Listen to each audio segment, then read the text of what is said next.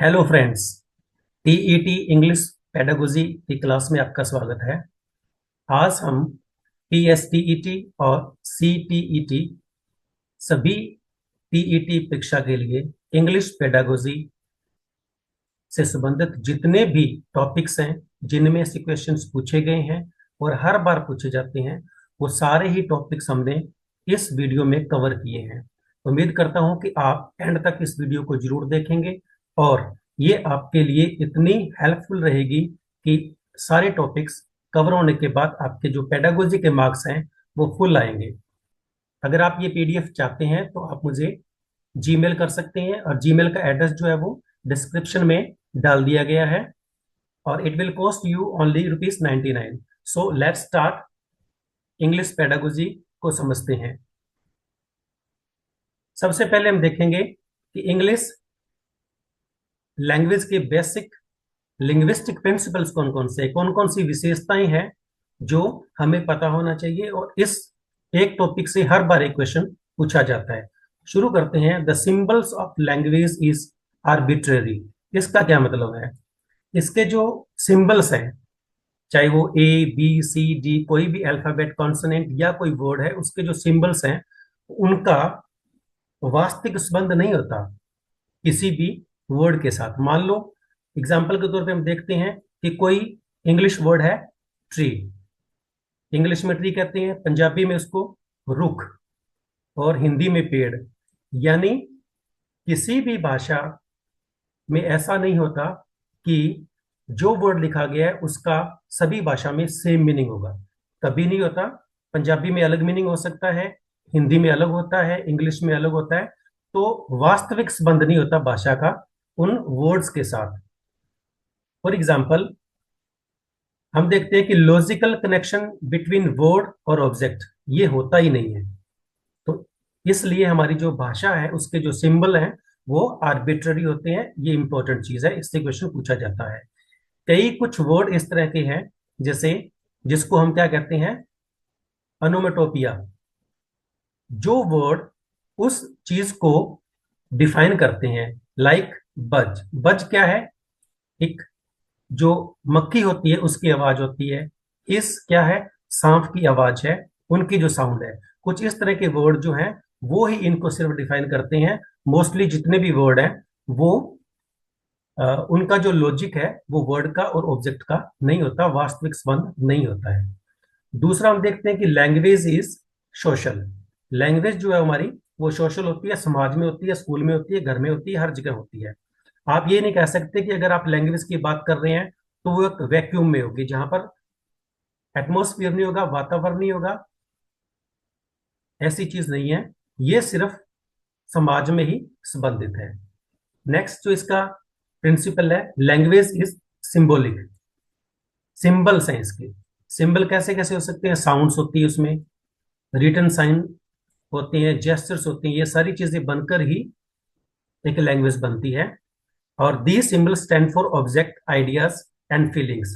ये सिंबल्स ही हमें ऑब्जेक्ट्स के बारे में बताते हैं, विचार के बारे में बताते हैं और हमारी फीलिंग्स को बताते हैं। तो ये जो लिंग्विस्टिक प्रिंसिपल है, इनमें से क्वेश्चन पूछा कैसे जाता है कि निम्न में से बताइए कि इनमें से कौन सा प्रिंसिपल लैंग्वेज का नहीं है। तो ये सारे ही हमें लर्न करने होंगे, इनको समझना होगा। आर्बिट्रेरी है, सोशल है, सिंबॉलिक है और लैंग्वेज इज सिस्टमेटिक। एक सिस्टम होता है, system of sounds. System of system कहते हैं। तो लैंग्वेज के बारे में पूछा जाता है कि लैंग्वेज क्या है? सिस्टम्स ऑफ सिस्टम है। इसमें सिस्टम होता है साउंड का, जिसको हम फोनोलॉजी कहते हैं। वर्ड का सिस्टम होता है, क्योंकि साउंड से ही वर्ड बनते हैं, उनको हम कहते हैं मॉर्फोलॉजी।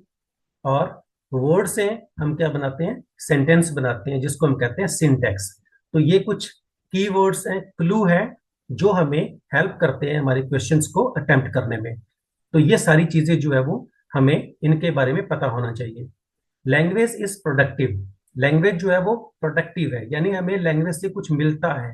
अगर कोई वर्ड हम लिखते हैं या कोई सेंटेंस बोलते हैं तो वो कौन से स्किल में आती है? प्रोडक्टिव स्किल में आती है, क्योंकि लैंग्वेज जो है वो कम्युनिकेशन का एक साधन है। जब हम बोलेंगे, लिखेंगे, सुनेंगे या सुनाएंगे, तभी वो लैंग्वेज है। और इसको क्रिएटिविटी कहते हैं। और प्रोडक्टिव कैसे है कि humans can produce an infinitive number of sentences. Syntax हमने सीख लिया, वर्ड सीख लिए, सेंटेंस कितने भी बना सकते हो आप। ये जरूरी नहीं है कि हमने पैराग्राफ लिखना है उतना ही है, बहुत सारे मल्टीपल सेंटेंसेस आप बना सकते हो किसी भी स्ट्रक्चर से। तो इसलिए इसको प्रोडक्टिव क्रिएटिव कहते हैं। और इसके बारे में नोम चॉम्स्की ने क्या कहा, ये इंपॉर्टेंट है। इन्होंने कहा कि ये जो लैंग्वेज है इसका एक सबसे बेस्ट प्रिंसिपल क्या है हमारा, जनरेटिव ग्रामर है ये। मतलब ये जनरेट करती है चीजों को, बहुत सारी चीजों को बनाती है। नेक्स्ट हम बात करते हैं, language is duality of patterning, यानी इसके अंदर पैटर्न होता है और वो भी दो लेवल का। ड्यूअलिटी का मतलब क्या है, टू लेवल फंक्शन पे काम करती है लैंग्वेज जो है। पहला लेवल क्या है इसका, लेवल ऑफ साउंड, जो साउंड को प्रोड्यूस करते हैं। दूसरा, वो साउंड सारे जो है इकट्ठे होकर जब इनको एक साथ कंबाइंड किया जाता है तो वो बन जाता है एक और वर्ड। वर्ड बन जाता है तो वर्ड का क्या होता है, मीनिंग होता है। जब साउंड्स इकट्ठी होती है, जैसे इसमें सी अ टी, सी ए टी, ये दो तीन साउंड इकट्ठी होगी, इनका बन गया वर्ड।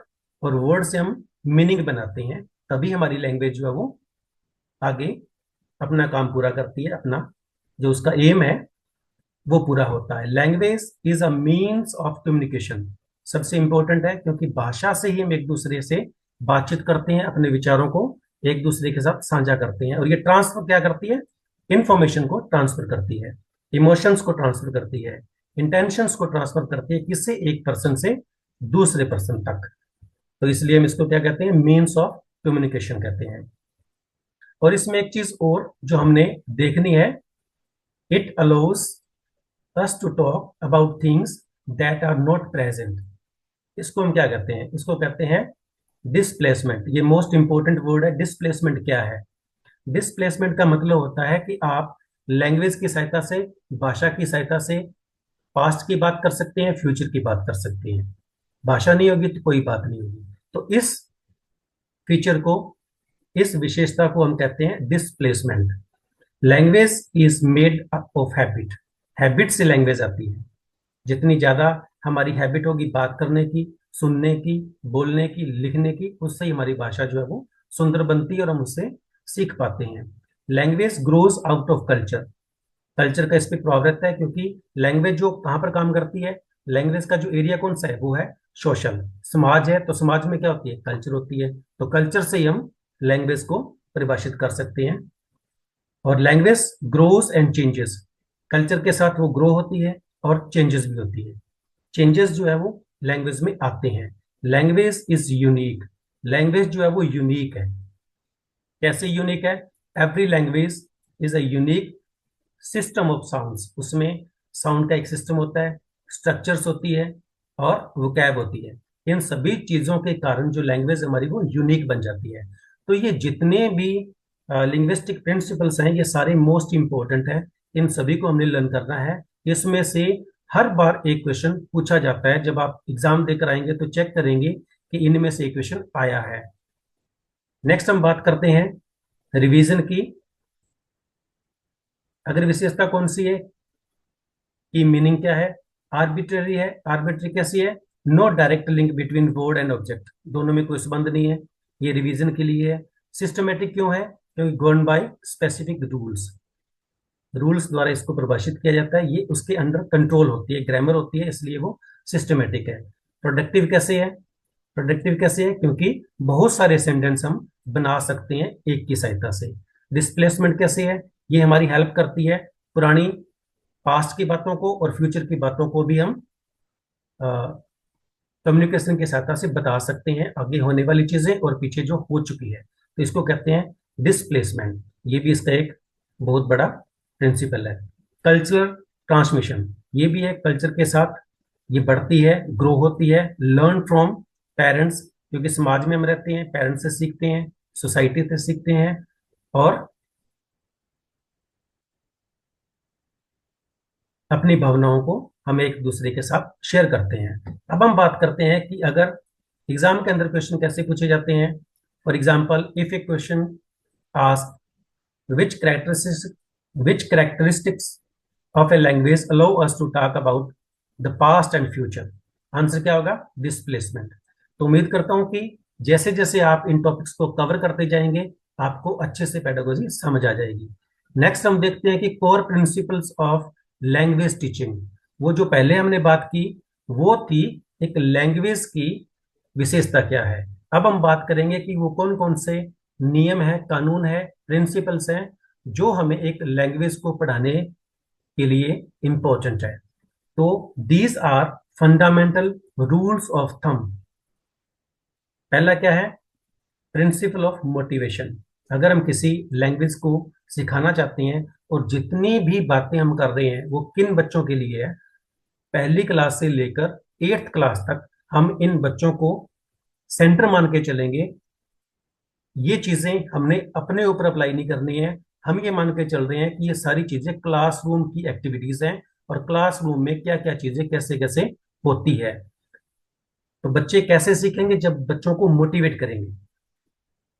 टीचिंग लैंग्वेज टीचिंग की जो प्रिंसिपल्स हैं, सबसे पहला है प्रिंसिपल ऑफ मोटिवेशन। बच्चों को मोटिवेट किया जाए तभी वो लैंग्वेज को सीखते हैं। Teachers should use visual aids, chart, flash cards, ताकि उनका इंटरेस्ट बने, ताकि बच्चे उनके साथ रुझे रहें, एंगेज हों बच्चे। Second, principle of habit formation. बच्चों की हैबिट बनाएं ताकि बच्चे इस लैंग्वेज का मैक्सिमम यूज करें क्लास में। अगर उनकी हैबिट होगी तो ही वो लैंग्वेज को एक्वायर कर पाते हैं। Language is a skill not just a subject. Language एक स्किल है, सब्जेक्ट नहीं है केवल ये। इसको सिखाने के लिए हमें हैबिट्स चाहिए। हैबिट किस तरह की हो सकती है? न्यूज़पेपर पढ़ना, डिक्शनरी को यूज करना, रेगुलर कॉन्वर्सेशन, बातचीत करना क्लास में। अगर टीचर बच्चों के साथ बातचीत कर रहा है रेगुलर, तो वो क्या है? हैबिट फॉर्मेशन में आता है। Principle of oral approach. Oral approach से एक मतलब क्या है? बच्चे लैंग्वेज को सुने और बोलें। लिखना और पढ़ना ये जरूरी नहीं है। पहले पहले क्या जरूरी है कि बच्चा सुनने से शुरू करे। और सुनेगा कब? जब टीचर बोलेगा, और उसके बाद में वो जवाब देगा। तो ओरल अप्रोच जो है वो होनी चाहिए क्लासरूम के अंदर। Principle of selection and gradation. 8th class तक के बच्चों के लिए जो मटेरियल हम सिलेक्ट करते हैं उसकी ग्रेडेशन होनी चाहिए। और वो मटेरियल किस तरह का होना चाहिए? और इस बात का ध्यान रखना है कि जो सिलेक्शन है वो बच्चों की नहीं है, सिलेक्शन मटेरियल की है। ग्रेडेशन करने किस में करनी है?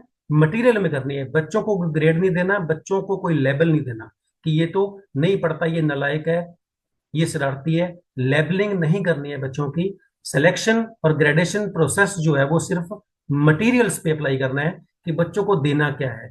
सबसे पहला जो प्रिंसिपल है वो है फ्रीक्वेंसी।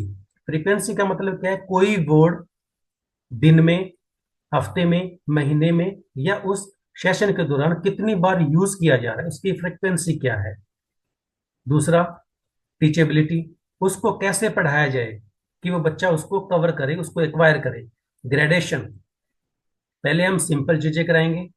जब बच्चा सिंपल चीजें कर लेगी उसके बाद में हम कॉम्प्लेक्स स्ट्रक्चर की तरफ जाएंगे। तो ये 1 ग्रेड से 2 ग्रेड, 3 ग्रेड, 4th ग्रेड के लिए अलग अलग जो हमारे मटेरियल हैं उनकी सिलेक्शन हमने ग्रेड के अकॉर्डिंग करनी है ताकि बच्चा उसको अच्छे से समझ पाए। और ध्यान रखना, सिलेक्शन एंड ग्रेडेशन जो है वो मटेरियल की होनी चाहिए, न कि बच्चे की। बच्चे की कोई ग्रेडेशन या लेबलिंग या इस तरह का कोई भी जो बच्चों को सीखने की क्षमता में रुकावट बने, वो चीज हमने नहीं करनी है। प्रिंसिपल ऑफ प्रोपोर्शन, यानी इनका एक नियम क्या है लैंग्वेज को सिखाने का। बैलेंस्ड जो अप्रोच है वो कौन सी है? LSRW, यानी चारों स्किल्स। लिसनिंग पहले होगी, फिर बच्चा बोलेगा, फिर बच्चा रीड करना सीखेगा, उसके बाद बच्चा राइटिंग पे जाएगा। तो सबसे पहले इन चीजों का ध्यान रखना है। मैक्सिमम सेंटेंसेस जो है बच्चे की ग्रेड के अकॉर्डिंग जिस क्लास में वो है उस तरह के टीचर क्लासरूम में यूज करेगा उस लैंग्वेज को, ताकि वो मैक्सिमम समय दे उसको सुनने में, उसके बाद में ही वो बोल पाता है। उसके बाद में हमारा जो प्रिंसिपल है वो है प्रियोरिटी टू साउंड्स। पहले हम बच्चे को साउंड्स करवाएंगे, बच्चा सुनेगा। इमिटेशन, प्रिंसिपल ऑफ इमिटेशन, जब वो सुनेगा तभी वो बोलेगा। उसके बाद में कंट्रोल्ड वेकेबलरी होनी चाहिए।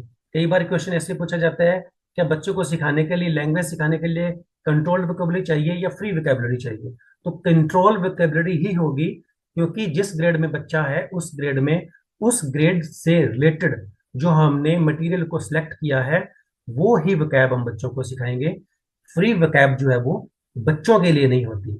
और पैटर्न जो है वो हमारा, उसका भी हम ग्रेडिंग करेंगे ताकि बच्चे को उस लेवल तक लेके जाया जा सके। मल्टीपल लाइन ऑफ अप्रोच, ये मोस्ट इंपॉर्टेंट पार्ट है किसी भी लैंग्वेज टीचिंग प्रिंसिपल का। मल्टीपल अप्रोच का मतलब क्या है? जब टीचर क्लास में बच्चों को सिखा रहा है तो वो क्या करेगा? मदर टंग का यूज कर सकता है बच्चों को सिखाने में, लेकिन इस बात का ध्यान रखना है कि क्लासरूम में मदर टंग सिर्फ टीचर यूज कर सकता है, बच्चे यूज नहीं करेंगे। बच्चे जो है वो मदर टंग का यूज नहीं करेंगे। बच्चों को समझाने के लिए टीचर यूज कर सकता है। स्पाइरल अप्रोच हमें यह सिखाती है कि हमने वो ही वर्ड्स यूज करने हैं जो वर्ड हम पहले पढ़ा चुके हैं, यानी जो वर्ड्स हमने पहले बच्चों को सिखा दिए हैं उनको ही हमने बार बार रिपीट करना है। प्रिंसिपल ऑफ मैक्सिमम जिसको बोलते हैं, कि जो पहले चीजें पढ़ाई गई है उनको हमने बार बार रिपीट करना है, मल्टीपल टाइम्स, ताकि उनको अच्छे से बच्चे समझ सके। यूज मदर टंग स्पेयरिंगली, कम से कम यूज करना है। टीचर यूज कर सकता है मदर टंग को, बच्चे यूज नहीं करेंगे। और इमीडिएट करेक्शंस, अगर बच्चा लर्न कर रहा है तो वो गलतियां भी करेगा, और अगर वो गलतियां करता है तो उसको इमीडिएट प्रभाव से ही करेक्ट करना है ताकि बच्चा आगे दोबारा गलती ना करे। और री चाहिए बच्चों को। बच्चों को हम उत्साहित करेंगे, बच्चों को अवार्ड देंगे, शाबाशी देंगे, ताकि वो और ज्यादा करेक्ट रेस्पॉन्स हमें दे। तो ये जितने भी प्रिंसिपल हैं, ये सारे principle core principle of language teaching है। तो इनमें से क्वेश्चन हर बार एग्जाम में पूछा जाता है। नेक्स्ट हम बात करेंगे लैंग्वेज एक्विजिशन। लैंग्वेज को सीखा कैसे जाता है, सीखने की प्रक्रिया क्या है? अब दो तरह की प्रक्रिया है, एक नेचुरल है और दूसरी क्लासरूम के अंदर है। जो नेचुरल है उसको हम कहते हैं सबकॉन्शियस, यानी नेचुरल तरीके से जो भाषा सीखी जाती है वो सीखी जाती है घर पर, पेरेंट्स के साथ, सोसाइटी में। उसको सीखने के लिए हमें कहीं जाना नहीं पड़ता, उसके लिए कोई बेसिक रूल्स नहीं है। एक्विजिशन और लर्निंग दोनों में क्या डिफरेंस है? और ये जो डिफरेंस है वो किसने दिया? Stephen Krashen. हम बात करते हैं कि प्रोसेस क्या है। एक्विजिशन का क्या प्रोसेस है? ये सबकॉन्शियस होती है और नेचुरल होती है। यानी बच्चा घर पे रहकर, चाहे वो 2 महीने का है, 4 महीने का है, 6 महीने का है, 8 महीने का है, 10 महीने का है, साल का है, वो घर पर अपने परिवार के साथ जो भाषा सीखता है वो सबकॉन्शियस है और नेचुरल है। लेकिन लैंग्वेज लर्निंग क्या है? किसी एक विशेष भाषा को, यानी L2 को, जब आप क्लासरूम में सीखते हैं, फॉर्मल तरीके से सीखते हैं और सुचेत होकर सीखते हैं, और उसके लिए एक प्रॉपर ग्रामर होती है, रूल होते हैं, फॉर्मल तरीका है। एनवायरनमेंट जो है इनफॉर्मल है, क्योंकि हम घर पे या सोसाइटी में सीखते हैं एक्विजिशन। और जो लैंग्वेज लर्निंग है वो क्लासरूम में है। फोकस किस पे दिया जाता है? मीनिंग पर दिया जाता है, कम्युनिकेशन पर दिया जाता है। यानी रूल्स पे फोकस यहाँ पर नहीं है और ना ही ग्रामर का है। लेकिन लैंग्वेज लर्निंग में रूल पर फोकस किया जाता है और ग्रामर पर भी फोकस किया जाता है। एफर्ट्स, इसमें कोई एफर्ट नहीं करते हम, बच्चा अपने आप सीख जाता है, कहीं भी हो, कैसा भी हो। और इसमें क्या है? एफर्ट्स लगते हैं, टीचर के भी और बच्चे के भी, दोनों के लगते हैं, तब जाके हम लैंग्वेज को एक्वायर कर पाते हैं। रिजल्ट क्या है? इसमें फ्लुएंसी आती है। बच्चा ये नहीं सोचता कि मेरे सेंटेंस गलत होंगे या मैं सही बोल रहा हूँ, और वो बिना रुके बहुत ही प्रभावशाली तरीके से फ्लुएंस हो जाता है उसमें। इसमें भाषा की जो फ्लुएंसी है वो अच्छी रहती है। इसके अंदर क्या होता है? इसमें बच्चा सीखता है, लेकिन कहीं ना कहीं वो डरता है कि मेरी गलती ना हो जाए या मैं गलत ना कर बैठूं। तो क्योंकि वो रूल और ग्रामर को एक साथ लेकर चलता है, तो ये दोनों में डिफरेंस है कि एक्विजिशन क्या है और लर्निंग क्या है। एक्विजिशन में बच्चा अपने आप सीखता है, और लर्निंग के लिए उसको किसी स्कूल में, कॉलेज में जाना पड़ता है, जिसको फॉर्मल क्लासरूम कहते हैं। अब हम बात करते हैं कि एक्विजिशन जो है उसकी विशेषता क्या है। एल है मदर टंग। मदर टंग जो बच्चा है वो फर्स्ट लैंग्वेज के रूप में अपने पेरेंट्स से अपने घर पर सीखता है। इसमें क्या है, कोई फॉर्मल इंस्ट्रक्शन नहीं होती। बच्चा सीधा बोलता है पानी, तो हम समझते हैं कि बच्चा पानी की डिमांड कर रहा है। अगर बच्चा कहता है खाना, तो हमें पता है कि वो क्या कह रहा है, आई एम हंग्री। तो इसमें कोई फॉर्मल इंस्ट्रक्शन नहीं होती, बच्चा नेचुरल तरीके से सीखता है। यूनिवर्सल सीक्वेंस है। इसका क्या मतलब है, पहले बच्चा अगर मदर टंग पंजाबी है तो पंजाबी ही सीखेगा, अगर उसकी इंग्लिश है तो वो इंग्लिश सीखेगा। तो ये यूनिवर्सल सीक्वेंस है। ऐसा नहीं है कि मदर टंग पंजाबी है और आपको उसको इंग्लिश करवा रहे हैं, तो जब करवा रहे हैं वो तो लर्निंग हो गई। तो इन चीजों का हमने ध्यान रखना है। और सबसे इंपॉर्टेंट चीज, इन नेट एबिलिटी, ये किसने दिया था, नोम चॉम्स्की ने दिया था। और ये कहते हैं कि इंसानी दिमाग में एक ऐसा डिवाइस होता है जो नेचुरल तरीके से किसी भाषा को सीखता है, और उसको कहते हैं LAD, जिसकी फुल फॉर्म है लैंग्वेज एक्विजिशन डिवाइस। और ये कोई ऐसा डिवाइस नहीं है कि आप कहीं भी जाओ और कहो कि नहीं जी हमारे बच्चे का तो ये डिवाइस बदल दो। ऐसा नहीं होता। आप उसको देख नहीं पाते, लेकिन ये होता है। ये किसने कहा, नोम्स चॉम्स्की ने कहा कि हर एक चाइल्ड के ब्रेन में LAD होता है, जो उसको हेल्प करता है किसी भी भाषा को सीखने में। उसके बाद में हम बात करते हैं कि स्टेजेस ऑफ लैंग्वेज एक्विजिशन, कौन कौन सी स्टेजेस है। और ये हमारे किसी भी TET एग्जाम के लिए मोस्ट इंपोर्टेंट है। बच्चा कैसे सीखता है, कौन कौन सी स्टेजेस हैं, किस स्टेज पे बच्चा क्या सीखता है। तो सबसे जो पहली स्टेज है वो है कोइंग। कोइंग का मतलब क्या होता है, बच्चा 6 हफ्ते तक ये चीजें सीख जाता है। इसमें वो सिर्फ साउंड प्रोड्यूस करता है, ये साउंड्स प्रोड्यूस करता है, बोलता कुछ भी नहीं है। यानी उसकी जो सीखने की प्रवृत्ति है वो शुरू हो जाती है पहले 6 हफ्तों में ही। बेबलिंग, बेबलिंग का मतलब क्या होता है, जब बच्चा दो साउंड्स को यानी कॉन्सोनेंट या वोवल साउंड को इकट्ठा करना सीख जाता है। फॉर एग्जांपल दादा, मामा, पापा, वो कब तक कर लेता है बच्चा, 6 महीने का बच्चा जो है वो बेबलिंग करना शुरू कर देता है। उसके बाद में जो हमारी स्टेज आती है वो आती है one word stage. One word stage जिसको हम कहते हैं होलो फ्रेजिक। फ्रेज का मतलब क्या है, एक यूनिट होती है, यानी एक यूनिट पूरा एक वर्ड बोलना शुरू कर देता है बच्चा 1 साल की उम्र तक। जैसे मिल्क, अगर बच्चा मिल्क कहेगा तो हमें पता लग जाएगा कि वो मिल्क की डिमांड कर रहा है। वाटर कहेगा तो वाटर की डिमांड कर रहा है। यानी वर्ड वन स्टेज जो है वो 1 साल तक बच्चे की पूरी हो जाती है। नेक्स्ट हमारी जो स्टेज आती है वो है टू वर्ड स्टेज। इसको कहते हैं टेलीग्राफिक। ये 1.5 साल से 2 साल तक पूरी हो जाती है। इसमें दो दो वर्ड बच्चा इकट्ठा बोलना शुरू कर देता है। नेक्स्ट हमारी जो फिफ्थ स्टेज है मल्टी वर्ड स्टेज। ये 2 साल से बड़े बच्चे जो है वो इसको रैपिडली बोलते हैं सेंटेंस को, और वोकैब भी उनकी बननी शुरू हो जाती है। तो ये 5 स्टेजेस हैं किसी भी लैंग्वेज को एक्वायर करने के लिए। जो बच्चा L1, जो उसकी मदर टंग है, उसको घर पे सीखता है। तो ये मोस्ट इंपॉर्टेंट स्टेजेस है। मेजर थ्योरीज जो है वो किसने किसने दी थी और कौन कौन सी थी। यानी चॉम्स्की जो है उसकी जो थ्योरी है, जो इंपॉर्टेंट है, जो की वर्ड है वो है नेटिविस्ट। ये वर्ड हमने लर्न करना है। ये थ्योरी किसने दी थी, चॉम्स्की ने दी थी। Language is biological. बायोलॉजिकल का मतलब अपने आप बच्चा सीखता है, एक्वायर करता है, सिखाने की जरूरत नहीं होती। स्किनर ने क्या कहा था, स्किनर ये कहता है कि बच्चा हैबिट से सीखता है, और इसको बिहेवियरिस्ट बोला है।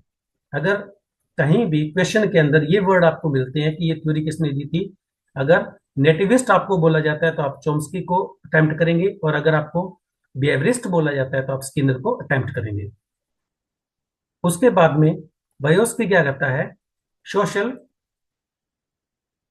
इंटरेक्शनिस्ट। ये कहते हैं कि language is acquired through social interaction and need to communicate with others. यानी समाज में रहकर ही हम सीख पाते हैं। तो ये तो हमें पता है कि बेरोज की नहीं बातें कही। अब हम बात करते हैं कि कौन कौन से फैक्टर है जो सीखने की प्रवृत्ति को प्रभावित करते हैं। कौन कौन से एक्सपोजर है। अगर बच्चे को अपने एक्सपोज देंगे, amount of language a child hears in the environment.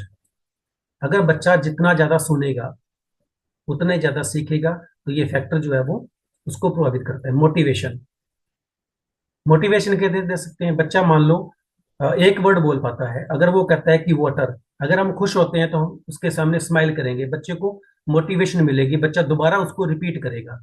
और जब वो उसको रिपीट करेगा मल्टीपल टाइम्स तो वो सीखेगा। क्रिटिकल पीरियड हाइपोथेसिस, ये क्या है?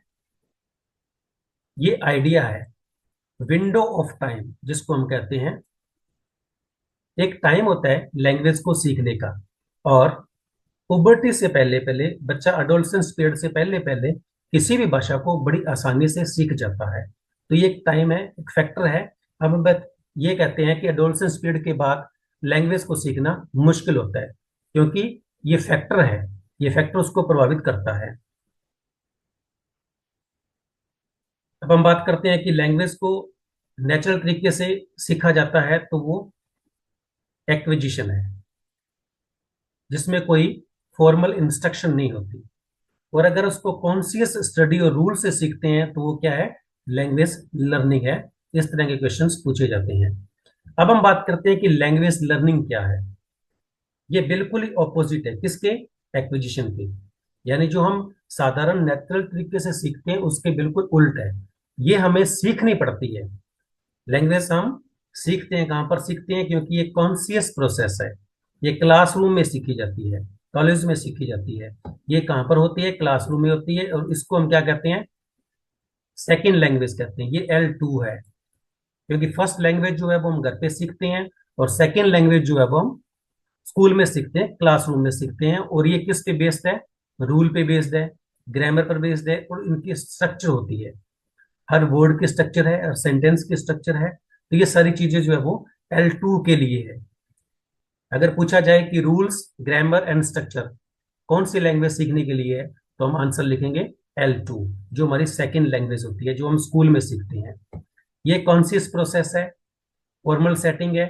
फॉर्मल सेटिंग कैसे है? टीचर की जरूरत पड़ती है, टेक्स्ट बुक की जरूरत पड़ती है, और सिलेबस की भी जरूरत पड़ती है। उसके बाद में जब हम इसको सीखते हैं तो क्यों सीखते हैं? क्योंकि हमारे पास किसी भी एक भाषा का जो हम L1 सीख कर रहे हैं उसका ज्ञान होता है। तो जो हमारा प्रीवियस ज्ञान है वही हमारी मदद करता है कि हम L2 सीखते हैं। जो डिफरेंसेस हमने बात की थी लर्निंग के अंदर और एक्विजिशन में, वो दोनों ही हमने बात यहाँ पर की है। फोकस क्या है इसका? On meaning, on form. ये ग्रामर रूल पर होती है, इसमें कोई रूल नहीं होता। ये नेचुरल होती है, और ये एफर्टफुल होती है, क्लासरूम में होती है। इसमें इंस्ट्रक्शन रिक्वायर रहती है, इसमें कोई भी इंस्ट्रक्शन की जरूरत नहीं पड़ती। गोल क्या है? सिर्फ बात करना। और इसमें क्या है? एक्यूरेसी, प्रोफिशिएंसी भी रहती है। माइंड कैसा रहता है? इसमें सबकॉन्शियस रहता है और इसमें कॉन्शियस रहता है। तो ये कुछ फैक्टर्स से दोनों में डिफरेंस जो थे, जो हमने बात की। उसके बाद में कौन कौन से फैक्टर है जो प्रभावित करते हैं लर्निंग को? यानी L2 हम सीख रहे हैं, तो कौन कौन से फैक्टर जो प्रभावित करेंगे? पहला है मोटिवेशन, ये प्रभावित करता है। एप्टीट्यूड प्रभावित करता है कि आपका टैलेंट कितना है किसी भाषा को सीखने के लिए। इफेक्टिव फिल्टर क्या है? फिल्टर की जब भी बात होती है तो हमें याद रखना है कि ये दिया था स्टेफन क्रेशन ने।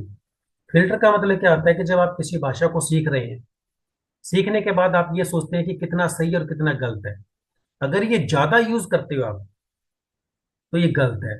ये बैलेंस्ड वे के अंदर यूज करना है हमने, ताकि हम प्रभावित ना हो। हमें लगे कि अगर मैं ज्यादा गलत कर रहा हूं तो आपकी जो लर्निंग है वो रुक जाएगी, क्योंकि आप इसका ज्यादा इस्तेमाल कर रहे हैं। हमने इसको बैलेंस्ड इस्तेमाल करना है, तब हम सीख पाते हैं। नेक्स्ट जो फैक्टर है वो है मदर टंग। मदर टंग जो है वो कम से कम यूज की जानी चाहिए लैंग्वेज लर्निंग क्लास के अंदर। टीचर यूज कर सकता है बच्चों को समझाने के लिए, लेकिन बच्चा यूज नहीं करेगा। Role of grammar in language learning. Grammar का क्या रोल रहता है किसी भी भाषा को समझने में, सीखने में? तो सबसे पहले हम देखते हैं कि लैंग्वेज जो है उसको ग्रामर के कौन कौन से रूल्स हैं। पहला है डिडक्टिव मेथड। ये ट्रेडिशनल मेथड है किसी भाषा को सीखने का। इसमें सबसे पहले हम रूल सिखाते हैं बच्चों को। डिडक्टिव मेथड में हम रूल्स बच्चों को पहले सिखाते हैं, उसके बाद में हम एग्जाम्पल सिखाते हैं। और इंडक्टिव मेथड के अंदर एग्जाम्पल हम पहले सिखाएंगे बच्चे को, उसके बाद में हम बच्चे को रूल बताएंगे। और ये ही बेस्ट मेथड है किसी भी लैंग्वेज को सिखाने का। मॉडर्न पेडागोजी की अगर हम बात करते हैं, अगर क्वेश्चन पूछा जाए कि बेस्ट मेथड कौन सा है लैंग्वेज लर्निंग का मॉडर्न पेडागोजी में, तो हम लिखेंगे इंडक्टिव मेथड। थ्योरीज कौन कौन सी दी थी लैंग्वेज लर्निंग में? स्किनर ने क्या दिया था? बिहेवियरिज्म। व्यवहार से बच्चा सीखता है। व्यवहार कैसा हो सकता है? प्रैक्टिस हो सकती है, नकल हो सकती है, सुन के बच्चा सीखता है, या बच्चे को कोई रिवार्ड दिया जाए, जिसको ड्रिल मेथड कहते हैं। तो स्किनर ये बात कहते हैं कि बच्चा व्यवहार से भाषा सीखता है। वायोस्की क्या कहता है?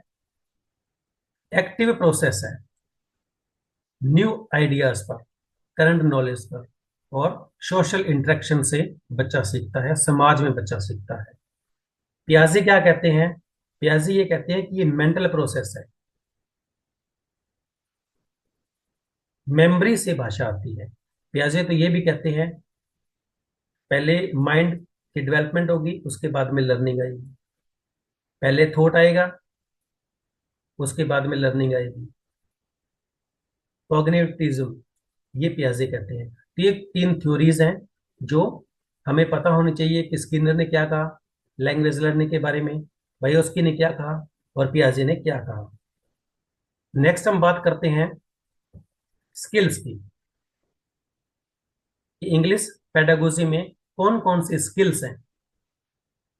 स्किल हमें पता है कि LSRW 4 स्किल्स हैं जो बेसिक स्किल्स हैं हमारी। इन बेसिक स्किल्स को भी आगे फर्दर दो कैटेगरी के अंदर डिवाइड किया गया है। पहली है रिसेप्टिव स्किल्स। रिसेप्टिव स्किल्स कौन कौन सी है? जिसको हम पैसिव स्किल्स भी कहते हैं। इसमें बच्चा बहुत ज्यादा एक्टिव नहीं रहता। बच्चा सिर्फ इंस्ट्रक्शन को, भाषा को रिसीव करता है, रिसीव करने का काम करता है। तो उसको हम कहते हैं रिसेप्टिव स्किल्स, जो पैसिव स्किल्स हैं। अब ये बात नहीं है कि टीचर क्लास में पढ़ा रहा है और बच्चा बैठा है तो वो सीख नहीं रहा। बच्चा सीख रहा है, बच्चा सुन रहा है, जो भाषा बोली गई है उसको सुन रहा है। अगर भाषा टीचर मदर टंग ही बोल रहा है तो फिर वो लर्निंग कहाँ हुई? वो तो पहले से सीखा हुआ है। लर्निंग के लिए हमें क्या करना पड़ेगा? L2, जिसको हम टारगेट लैंग्वेज कहते हैं, जो सिखा रहे हैं उसमें ही टीचर बोले। और बच्चा क्या पढ़े? बच्चा जब पढ़ेगा तभी वो लिखी हुई भाषा को समझ पाता है। तो पैसिव स्किल्स कौन सी है? Receptive skills, listening and reading, ये दोनों वो स्किल्स हैं जिससे भाषा हमारे अंदर जाती है। चाहे हम पढ़ें तब भी जा रही है, सुन रहे हैं तब भी जा रही है। नेक्स्ट जो स्किल है वो है प्रोडक्टिव स्किल, जिसमें हम कोई चीज को प्रोड्यूस करते हैं, इसको कहते हैं एक्टिव स्किल्स। स्पीकिंग, जब आप बोलोगे तो भाषा को प्रोड्यूस करोगे, जब आप लिखोगे तब भी आप भाषा को प्रोड्यूस करोगे, लिखोगे। अब बात आती है कि LSRW सीक्वेंस क्या है। सीक्वेंस यही है, लिसनिंग पहले होगी जो हमारे कान से संबंधित है, सुनने से संबंधित है। क्वेश्चन पूछा जाता है कि लिसनिंग क्या है, इन चारों में से कोई भी ऑप्शन आपको दे देगा, तो आपको पता होना चाहिए वर्ड जो यूज होता है वो ओरल यूज होता है, इस तरह। स्पीकिंग क्या है? ये सुनने से संबंधित नहीं है, ये बोलने से संबंधित है, यानी टॉकिंग होगी इसके अंदर। जब बच्चा बात कर रहा है तो वो क्या कर रहा है, भाषा को बोल रहा है। रीडिंग में रिटन जो विजुअल होगी, राइटिंग में ग्राफिक जब बच्चा लिखेगा। अब उसके बाद में आती है कि डिटेल्ड ब्रेकडाउन ऑफ स्किल्स। अब हम बात करते हैं कि लिसनिंग कौन सी स्किल है, ओरल है, रिसेप्टिव है। सब स्किल्स इसमें कौन कौन सी आ जाती है, लिसनिंग फॉर जिस्ट, कोई सार के लिए लिसन कर रहे हैं, और लिसन जो है वो हम स्पेसिफिक आइडिया के लिए भी करते हैं। और इस बात का ध्यान रखना है कि it is the foundation of all other skills. जितनी भी स्किल्स हैं उन सब से इंपॉर्टेंट स्किल जो है वो लिसनिंग है, क्योंकि अगर बच्चा सीखेगा नहीं तो वो कुछ नहीं कर पाएगा, ना तो वो बोल पाएगा, ना वो पढ़ पाएगा, और ना ही वो लिख पाएगा। तो फाउंडेशन स्किल की अगर बात आती है तो वो हमारी कौन सी रहेगी, लिसनिंग स्किल रहेगी। फाउंडेशन स्किल की अगर बात कहीं पर भी आती है तो हम इसको लिसनिंग स्किल को ही लेकर चलेंगे। स्पीकिंग ऑरल है, प्रोडक्टिव है, फोकस किस पे रहता है, फ्लुएंसी पे रहता है, एक्यूरेसी पे रहता है। कंपोनेंट इसके कौन कौन से है, प्रोनाउंसिएशन है, इंटोनेशन है, स्ट्रेस है, रिदम है। अगर पूछा जाए कि स्पीकिंग स्किल के कंपोनेंट कौन से हैं तो ये चार कंपोनेंट्स हैं, ये हमने लर्न करने हैं, ये मोस्ट इंपॉर्टेंट है। उसके बाद में आ जाती है बात रीडिंग की। रीडिंग कितनी तरह की है, विजुअल है, रिसेप्टिव है, स्कीमिंग होती है जब इसको किसी भी चीज को फटाफट से पढ़ते हैं, यानी इसमें स्पीड तो इसमें भी हाई रहती है, इसमें भी हाई रहेगी, और स्कैनिंग में भी हाई रहेगी। स्कीमिंग जो हम करते हैं वो एक सार के लिए करते हैं, जनरल आइडिया के लिए। जिस्ट का मतलब क्या है, सार। ये क्लू वर्ड है जिस्ट, जहां पर भी आपको जिस्ट मिलेगा वो स्कीमिंग होगी। स्पेसिफिक फीस के लिए, यानी किसी विशेष सूचना के लिए अगर आप पढ़ रहे हैं, स्कैन कर रहे हैं, तो वो क्या होगी, स्कैनिंग होगी। फॉर एग्जाम्पल आपने कोई डेट ऑफ बर्थ ढूंढनी है किसी पैराग्राफ के अंदर, तो वो क्या होगी, स्कैनिंग होगी। इंटेंसिव रीडिंग, इंटेंसिव रीडिंग क्या होती है, डिटेल स्टडी के लिए, डीपली अंडरस्टैंडिंग के लिए हम इंटेंसिव रीडिंग करते हैं। हमारी +1 और +2 की जो इंग्लिश की बुक्स हैं उसके अंदर इंटेंसिव स्टडी और एक्सटेंसिव स्टडी दोनों के अलग अलग चैप्टर्स दिए हुए हैं कि किसको हमने डिटेल में पढ़ना है और किसको हमने सिर्फ प्लेजर के लिए पढ़ना है। तो एक्सटेंसिव स्टडी जो है वो किससे संबंधित है, प्लेजर के लिए, फॉर एग्जाम्पल प्ले, नावल, ये सारी चीजें। राइटिंग में जो आती है नेचर और प्रोसेस, कॉम्प्लेक्स स्किल है, रिक्वायर्स मैकेनिकल स्किल्स। इसमें आपकी हैंड राइटिंग की जरूरत पड़ती है, स्पेलिंग्स की जरूरत पड़ती है, या कॉग्निटिव स्किल्स जो आपकी है, ऑर्गेनाइजिंग आइडियाज दिमाग के अंदर। कॉग्निटिव यानी इसकी जब भी बात होगी तो वो बात होगी ब्रेन की, यानी राइटिंग के लिए आपको किस चीज की जरूरत पड़ेगी, ब्रेन की। ब्रेन में क्या होते हैं, आइडियाज होते हैं, और उनको ऑर्गेनाइज करना है, ऑर्गेनाइज करके ही हम लिख पाते हैं। प्रोसेस क्या होगा, ब्रेनस्टॉर्मिंग होगी, आउटलाइनिंग होगी, ड्राफ्टिंग होगी, उसके बाद में आप लिखोगे।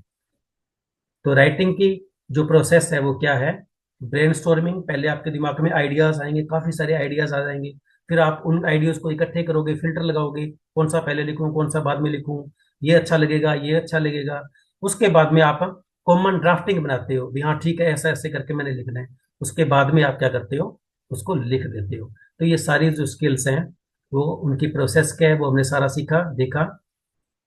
अब बात आती है कि primary versus reinforcement skills.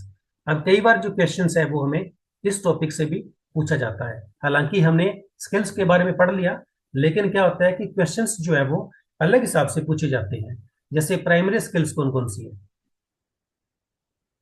Receptive पूछी जा सकती है। रिसेप्टिव के अंदर लिसनिंग है और रीडिंग है, लेकिन प्राइमरी स्किल कौन सी है, लिसनिंग और स्पीकिंग है। पहली जो दो स्किल है हमारी, जो सिर्फ बात करने के लिए है, वो प्राइमरी स्किल्स है। रीइंफोर्समेंट स्किल्स कौन सी है, राइटिंग है और रीडिंग है।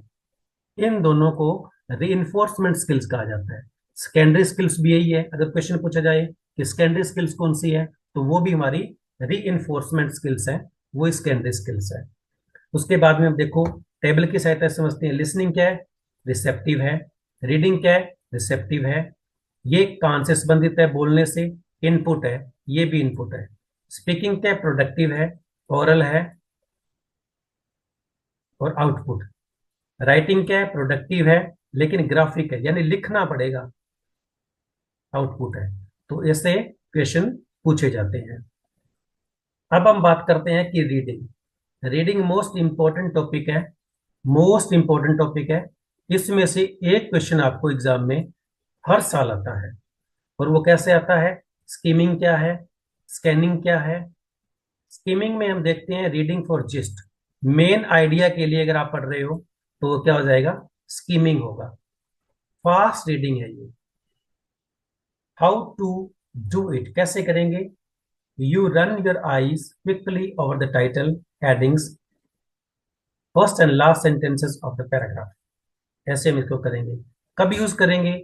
जब हमने कोई मेन आइडिया निकालना हो। और कैसे यूज करेंगे? न्यूज़पेपर को हम पढ़ रहे हैं, कोई शॉर्ट स्टोरीज को हम पढ़ रहे हैं, या कोई चैप्टर जो हमने पहले से लर्न कर रखा है उसको पढ़ रहे हैं। तो ये सारी चीजें जो है वो स्कीमिंग में आती है।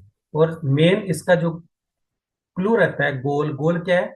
टू अंडरस्टैंड द जिस्ट, सार समझना है। कोई भी पैराग्राफ आपको दिया हुआ है तो उसका सार क्या है वो हम सीखते हैं स्कीमिंग में। अब आती है स्कैनिंग। स्कैनिंग क्या है? ये हम किसी स्पेशल आइडिया के लिए, फास्ट रीडिंग है, पर्टिकुलर पीस ऑफ इंफॉर्मेशन। अगर हमें कोई पर्टिकुलर पीस ऑफ इंफॉर्मेशन चाहिए तब हम करते हैं scanning. For example, date of birth आपने अगर किसी की देखनी है किसी भी पैराग्राफ के अंदर, तो आप क्या कर रहे हो? स्कैन कर रहे हो उसको। लिस्ट में आप अपना नाम देख रहे हैं, आपने कोई बुकिंग कराई उसमें अपना नाम देख रहे हैं, तो वो सारी किस चीज में आ जाएगी? स्कैनिंग में आ जाएगी। स्कैनिंग इंपॉर्टेंट है। और स्पेसिफिक इंफॉर्मेशन जहां भी वर्ड लिखा होगा वो स्कैनिंग होगी। Intensive reading, reading for detail.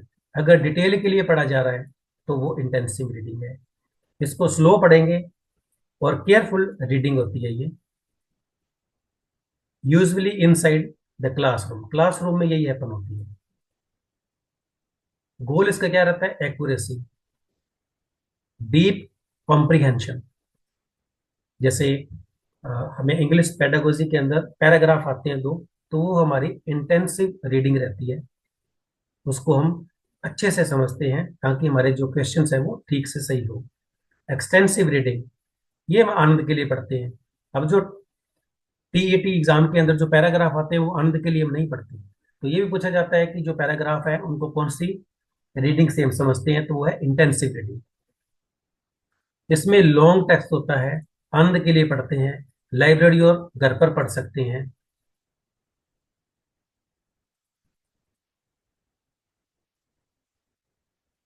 इनको एक टेबल की सहायता से समझते हैं। स्कीमिंग वेरी फास्ट होती है, स्कैनिंग भी वेरी फास्ट होती है। ये जनरल आइडिया के लिए, ये स्पेसिफिक फैक्ट के लिए है। इसमें सिर्फ टाइटल और हेडिंग्स को पढ़ते हैं, इसमें कीवर्ड और नंबर को पढ़ते हैं। इंटेंसिव स्लो होती है, एक्सटेंसिव जो है वो मॉडरेट होती है। इसको डीप डिटेल के लिए पढ़ा जाता है, इसको ज्वाई और फ्लुएंसी के लिए पढ़ा जाता है। इसमें डीप ग्रामर का इस्तेमाल किया जाता है, इसमें जनरल मीनिंग समझा जाता है। अगर डेट ऑफ बर्थ हमने देखनी है तो कौन सी रीडिंग है? स्कैनिंग है। अब हम बात करते हैं कि नेचर ऑफ रीडिंग क्या है, वो कैसे होती है, रीडिंग क्यों करते हैं, नेचर क्या है उसकी। किसी भी दी हुई इंफॉर्मेशन को डी कोड करने के लिए हम क्या करते हैं? रीडिंग करते हैं। टर्निंग प्रिंटेड सिंबल्स, यानी जो लेटर्स हैं उनका मीनिंग क्या है, उसके लिए हम रीडिंग करते हैं। कॉम्प्रीहेंड करने के लिए हम रीडिंग करते हैं, यानी जो पैराग्राफ है वो हमें मैसेज क्या दे रहा है, इसलिए हम रीडिंग करते हैं। उसके बाद में बात आती है कि रीडिंग्स कौन कौन सी है, मॉडल कौन कौन से रीडिंग के। तो बॉटम अप मॉडल्स हैं, जिसमें हम पहले, बॉटम का मतलब क्या? सबसे नीचे का स्तर, लेटर है, फिर साउंड है, फिर वर्ड आता है, फिर सेंटेंस आता है। तो ये होगी bottom up model reading. Next दूसरी, टॉप डाउन मॉडल रीडिंग। इसमें सबसे पहले हम कंटेक्स्ट को समझते हैं, प्रिडिक्ट करते हैं उसका मीनिंग, और उसके बाद में फिर सेंटेंसेस पर जाते हैं, फिर वर्ड्स पर जाते हैं, और फिर उसके बाद में साउंड्स पर जाते हैं। इंटरेक्टिव मॉडल कौन से है? ये दोनों का ही सुमेल है, दोनों का ही इसमें यूज होता है। Methods of teaching reading. Reading को करवाने के लिए कौन कौन से मेथड्स का हम यूज करते हैं, वो कौन कौन से हैं? अल्फाबेट मेथड, पहले हम ABC बच्चे को सिखाएंगे, उसके बाद में हम बच्चों को सिखाएंगे उसकी साउंड्स। यानी मेथड कौन सा है? पहला है अल्फाबेट, दूसरा फोनिक, फिर वर्ड मेथड, लुक एंड से, उसके बाद सेंटेंस मेथड। बच्चे को एक आपने पिक कर दिखानी है, एप्पल आपने दिखाना है, या एप्पल की आपने फोटो दिखानी है, उसके नीचे लिखा होगा एप्पल, तो बच्चा उसको देखकर बोलेगा कि ये एप्पल है। उसके बाद में आता है कि sentence method, starting with the complete meaningful sentence. Sentence से ही हम शुरू करेंगे, क्योंकि सेंटेंस को स्मॉलेस्ट यूनिट ऑफ थॉट कहा जाता है। ये क्वेश्चन काफी बार आया हुआ है कि smallest unit of thought of a language क्या है, तो उसमें आपको ये ऑप्शन मिल सकती है।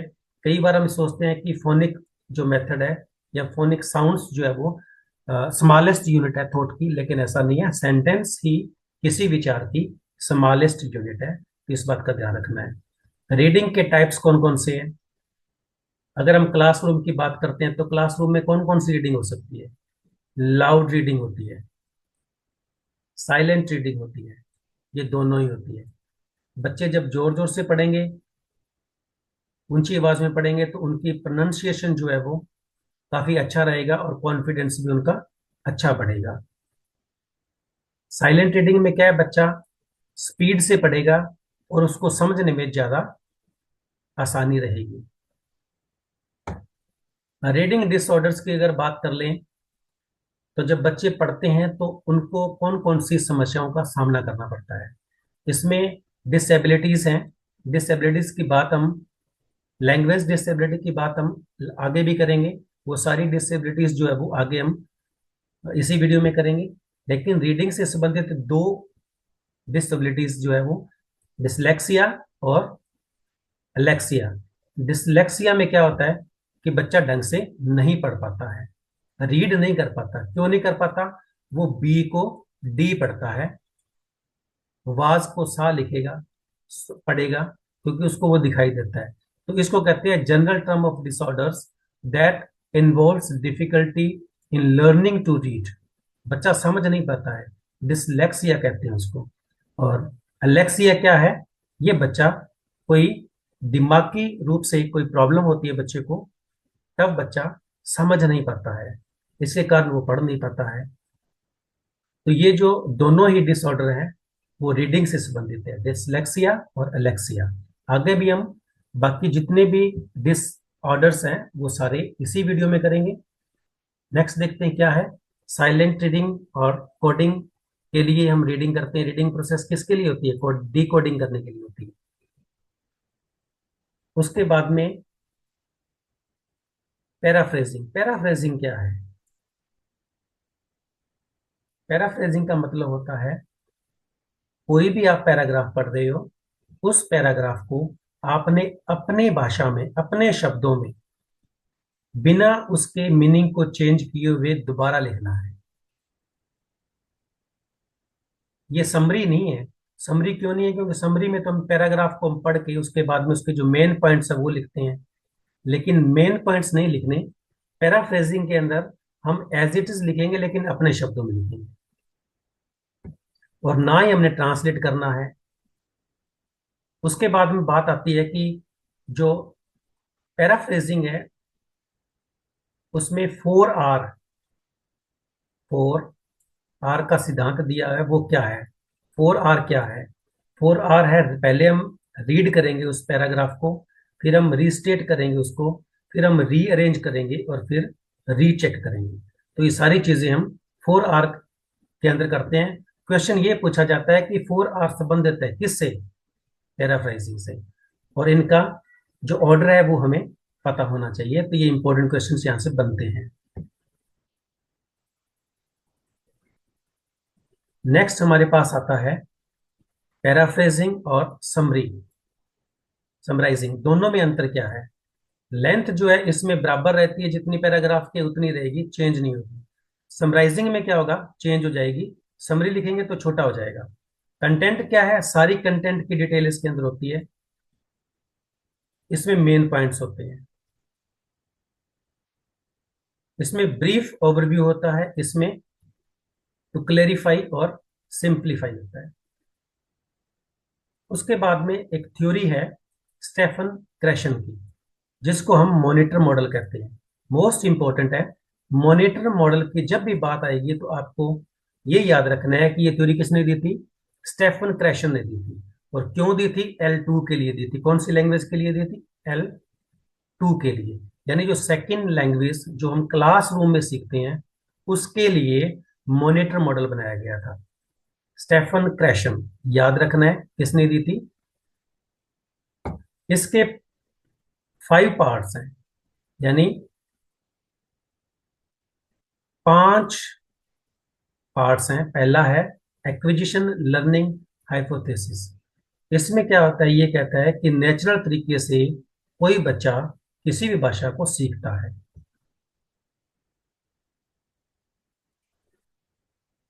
लेकिन लर्निंग में उसको ग्रामर रूल्स, फॉर्मल प्रोसेस होती है, क्लासरूम में होती है। ये परिकल्पना इन्होंने दी थी। हाइपोथेसिस का मतलब होता है अनुमान, अनुमानित है ये सारी चीजें। तो पहला जो पार्ट है वो है एक्विजिशन लर्निंग हाइपोथेसिस। दूसरा, उसके अंदर 2 भाग है हमारे, एक्विजिशन है और लर्निंग है, ये पहले हम बात कर चुके हैं। सेकंड जो है वो मॉनिटर हाइपोथेसिस। जब बच्चा सीख रहा है, जब वो बोलना शुरू करता है, तब वो ज्यादा ये नहीं सोचता कि मैं गलत बोल रहा हूं या मेरे सेंटेंसेस ठीक नहीं होंगे, वो एक्विजिशन है। लेकिन लर्निंग में क्या है, मॉनिटर काम करता है। मॉनिटर का मतलब जो आपने सीखा, जैसे ही आप बोलोगे आपका माइंड ये कहेगा कि हाँ ये ठीक है, आपका माइंड ये कहेगा कि ये ठीक नहीं है, दोनों ही बात होगी। तो इसमें क्या है, मॉनिटर को बहुत ज्यादा अपने यूज नहीं करना। अगर आप भाषा सीख रहे हैं तो संभावित है भी आप गलतियां करोगे, लेकिन गलतियों को ऑब्स्टेकल नहीं बनाना, बैरियर नहीं बनाना। क्योंकि जितना ज्यादा आप मॉनिटर यूज करोगे उतना ही ज्यादा जो भाषा सीखने का जो प्रोसेस है वो आपके लिए टिपिकल होता जाएगा बच्चों के लिए। कंडीशन क्या है, you can only use the monitor if you have enough time. अगर आपके पास प्रॉपर टाइम है तो आप यूज कर सकते हो, प्रॉपर टाइम नहीं है बच्चे के पास तो वो यूज नहीं करेगा। नेचुरल ऑर्डर है। नेचुरल ऑर्डर क्या है सीखने का? स्टीफन ने क्या कहा, नेचुरल ऑर्डर कैसे है?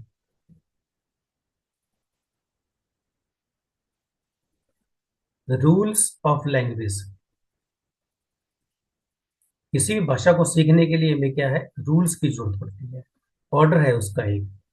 सम grammatical structures are required early. कुछ स्ट्रक्चर्स ऐसे होते हैं जिनको पहले हमें यूज करते हैं और कुछ को बाद में यूज करते हैं। This order is independent of the order in which rules are taught in the classroom. उसके बाद में आ जाती है इनपुट हाइपोथेसिस I+1। अब ये इस चीज को समझने वाली जरूरत है कि ये किससे संबंधित है। पहले तो हम ये देंगे कि ये दी किसने थी, स्टेफन ने दी थी, मॉनिटर मॉडल से संबंधित है। और इनपुट का मतलब क्या है? इनपुट का मतलब है कि आपने बच्चे को उतना ही काम देना है जितना वो कर पाता है।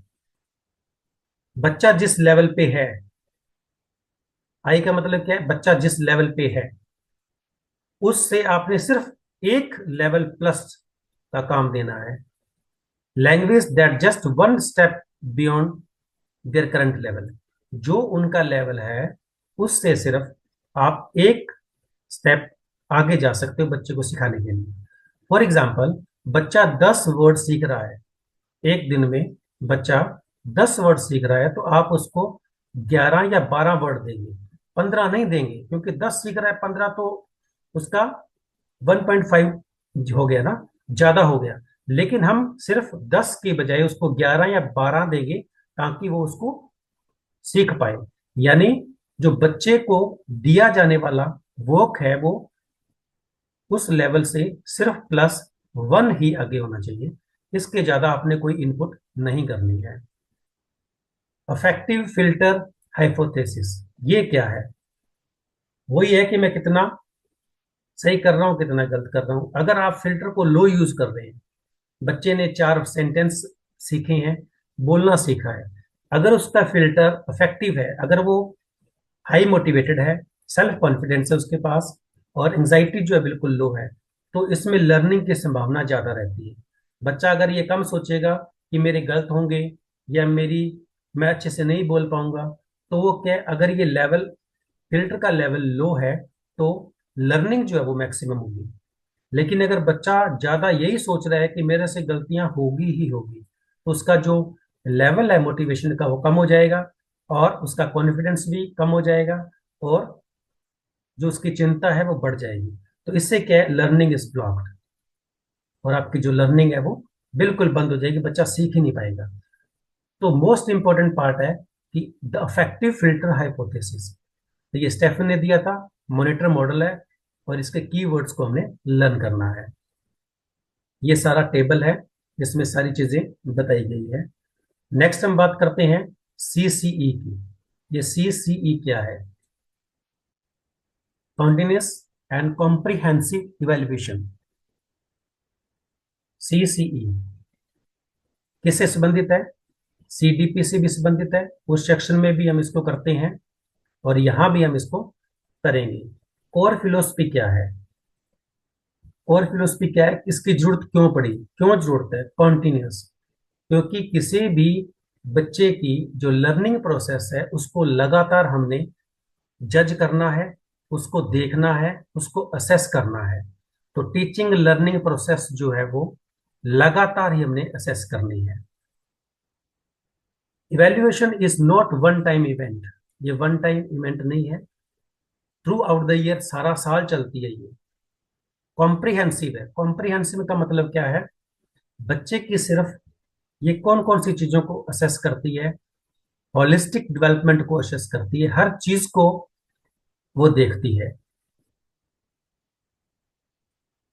उसमें उसके स्किल्स आते हैं, उसका एटीट्यूड आता है, वैल्यू आती है, स्पोर्ट्स आता है, क्रिएटिव आर्ट्स आती है, ये सारी चीजें आती है, सब्जेक्ट्स आते हैं। यानी overall development of the child को असेस करना सीसीई कहलाता है। और इसका पर्पस क्या है? अब दो तरह की असेसमेंट है, फॉर्मेटिव है और समेटिव है। फॉर्मेटिव कौन सी होती है? जो सारा साल लगातार चले, और ये होती है असेसमेंट फॉर लर्निंग। ये कीवर्ड है, इसको ध्यान रखना है आपने। फॉर लर्निंग की बात कर रहे हैं तो वो कौन सी होगी? फॉर्मेटिव असेसमेंट है, यानी फोर आ रहा है तो फॉर्मेटिव असेसमेंट है। ऑफ आ रहा है तो वो समेटिव असेसमेंट है। ऑफ कब होती है? साल के अंत में, फाइनल एग्जाम। और ये सारा साल चलते हैं, जैसे टर्म के एग्जाम हो गए, बाई मंथली एग्जाम हो गए, ये सारे चलते हैं। फीडबैक क्या रहता है? जब साल के दौरान हम कोई भी असेसमेंट लेते हैं बच्चे की, तो हम बच्चे की जो लर्निंग गैप्स है उसको पहचानते हैं। तो क्वेश्चन ये पूछा जाता है कि लर्निंग गैप आइडेंटिफाई करने के लिए निम्न में से आप कौन सी असेसमेंट को चूज करोगे? तो वो होती है हमारी फॉर्मेटिव असेसमेंट। और जजमेंटल और फाइनल स्कोर के लिए हम समेटिव, यानी समरी निकालना किसी भी चीज की, मार्क्स निकालने, रिजल्ट निकालना, वो साल के एंड में होता है। एग्जाम्पल्स कैसे हैं? इसमें ओरल क्वेश्चंस होते हैं, क्लास वर्क होता है, नोटबुक्स होती है, और ये क्या है, टर्म एंड एग्जाम्स और फाइनल प्रोजेक्ट जो होते हैं। इन दोनों में डिफरेंस है कि फॉर्मेटिव और समेटिव असेसमेंट्स कौन कौन सी हैं। उसके बाद में बात आती है एसेंशियल टूल्स एंड टेक्निक्स की। क्योंकि जो हम सीसीई या समेटिव और फॉर्मेटिव असेसमेंट लेते हैं, तो कौन कौन से टूल को हम यूज करते हैं? पहला जो हमारा टूल है वो है एनेक्डोटल रिकॉर्ड्स। इसमें क्या होता है? इसमें बच्चे के जितने भी इंसिडेंट है, उससे बिहेवियर से संबंधित जितने भी इंसिडेंट हैपन होते हैं थ्रू आउट द ईयर, वो सारे हम एनेक्डोटल रिकॉर्ड में रखते हैं। पोर्टफोलियो रिकॉर्ड कौन सा है? Collections of students work over time, shows progress और ग्रोथ। तो पोर्टफोलियो जो है वो टूल्स का अप्लाई करेंगे हम। चेकलिस्ट सिर्फ यस और नो के लिए चेकलिस्ट का इस्तेमाल किया जाता है। रेटिंग स्केल जो है वो बच्चों को उसकी क्वालिटी जो है, उसकी जो फ्रीक्वेंसी है बिहेवियर की, उसको दर्शाता है रेटिंग स्केल। उसके बाद में बात आती है कि इंपॉर्टेंट टर्म्स ऑफ असेसमेंट्स कौन कौन सी है जिसको हमने जानना है। पहला है स्कूल बेस्ड असेसमेंट। सीसीई जो है वो किसकी फॉर्म है? School based assessment. इसमें टीचर जो है वो बच्चे को पढ़ाता है, टीच करता है, इवेल्युएट करता है और बच्चे की चिंता और डर को दूर करता है। रिमीडियल टीचिंग, रिमीडियल में क्या होता है कि जब हम बच्चे की असेसमेंट करते हैं, बच्चे की लर्निंग गैप को हमने आइडेंटिफाई कर लिया, तब हम क्या करते हैं, उस गैप को कंप्लीट करने के लिए एक्स्ट्रा एफर्ट्स करते हैं ताकि बच्चा सीख पाए। तो वो जो हमारी टीचिंग होती है वो होती है रिमीडियल टीचिंग। रिमीडियल टीचिंग करने के बाद या असेसमेंट करने के बाद हम डायग्नोज करते हैं। इवेल्युएशन को हम डायग्नोस्टिक तरीके से देखते हैं कि जो हमने कराया वो बच्चे ने कर लिया या जिसकी उसको डिफिकल्टीज थी वो उसकी पूरी हुई या नहीं हुई। तो ये एज ए डायग्नोस होता है असेसमेंट का।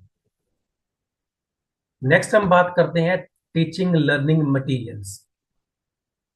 टीचिंग लर्निंग मटेरियल्स क्या है, जरूरत क्यों पड़ती है, क्लासिफिकेशन क्या है। बात करते हैं कैटेगरी कौन कौन सी है। कैटेगरी हम देख सकते हैं कि ऑडियो एड्स होती है, ये हियरिंग पर बेस्ड होती है, जिसके अंदर आते हैं ऑडियो में आ जाएगा radio, gramophone, tape recorder, podcast. ये सारी चीजें हैं जो इसमें आती है, ऑडियो एड्स में आती है। विजुअल एड्स कौन कौन सी है? विजुअल एड्स जो है वो जिसको हम देख पाते हैं, चाक बोर्ड आ गया, चार्ट आ गए, मैप्स आ गए, मॉडल्स आ गए, फ्लैश कार्ड्स आ गए या प्रोजेक्टर, ये हमारा विजुअल एड्स है। ऑडियो विजुअल एड ये कौन से है? जिसको हम देख भी सकते हैं और सुन भी सकते हैं। Television, film, movie, multimedia, computer, YouTube videos. Activity से संबंधित जो एड्स है वो कौन सी है? Learning by doing, direct experience.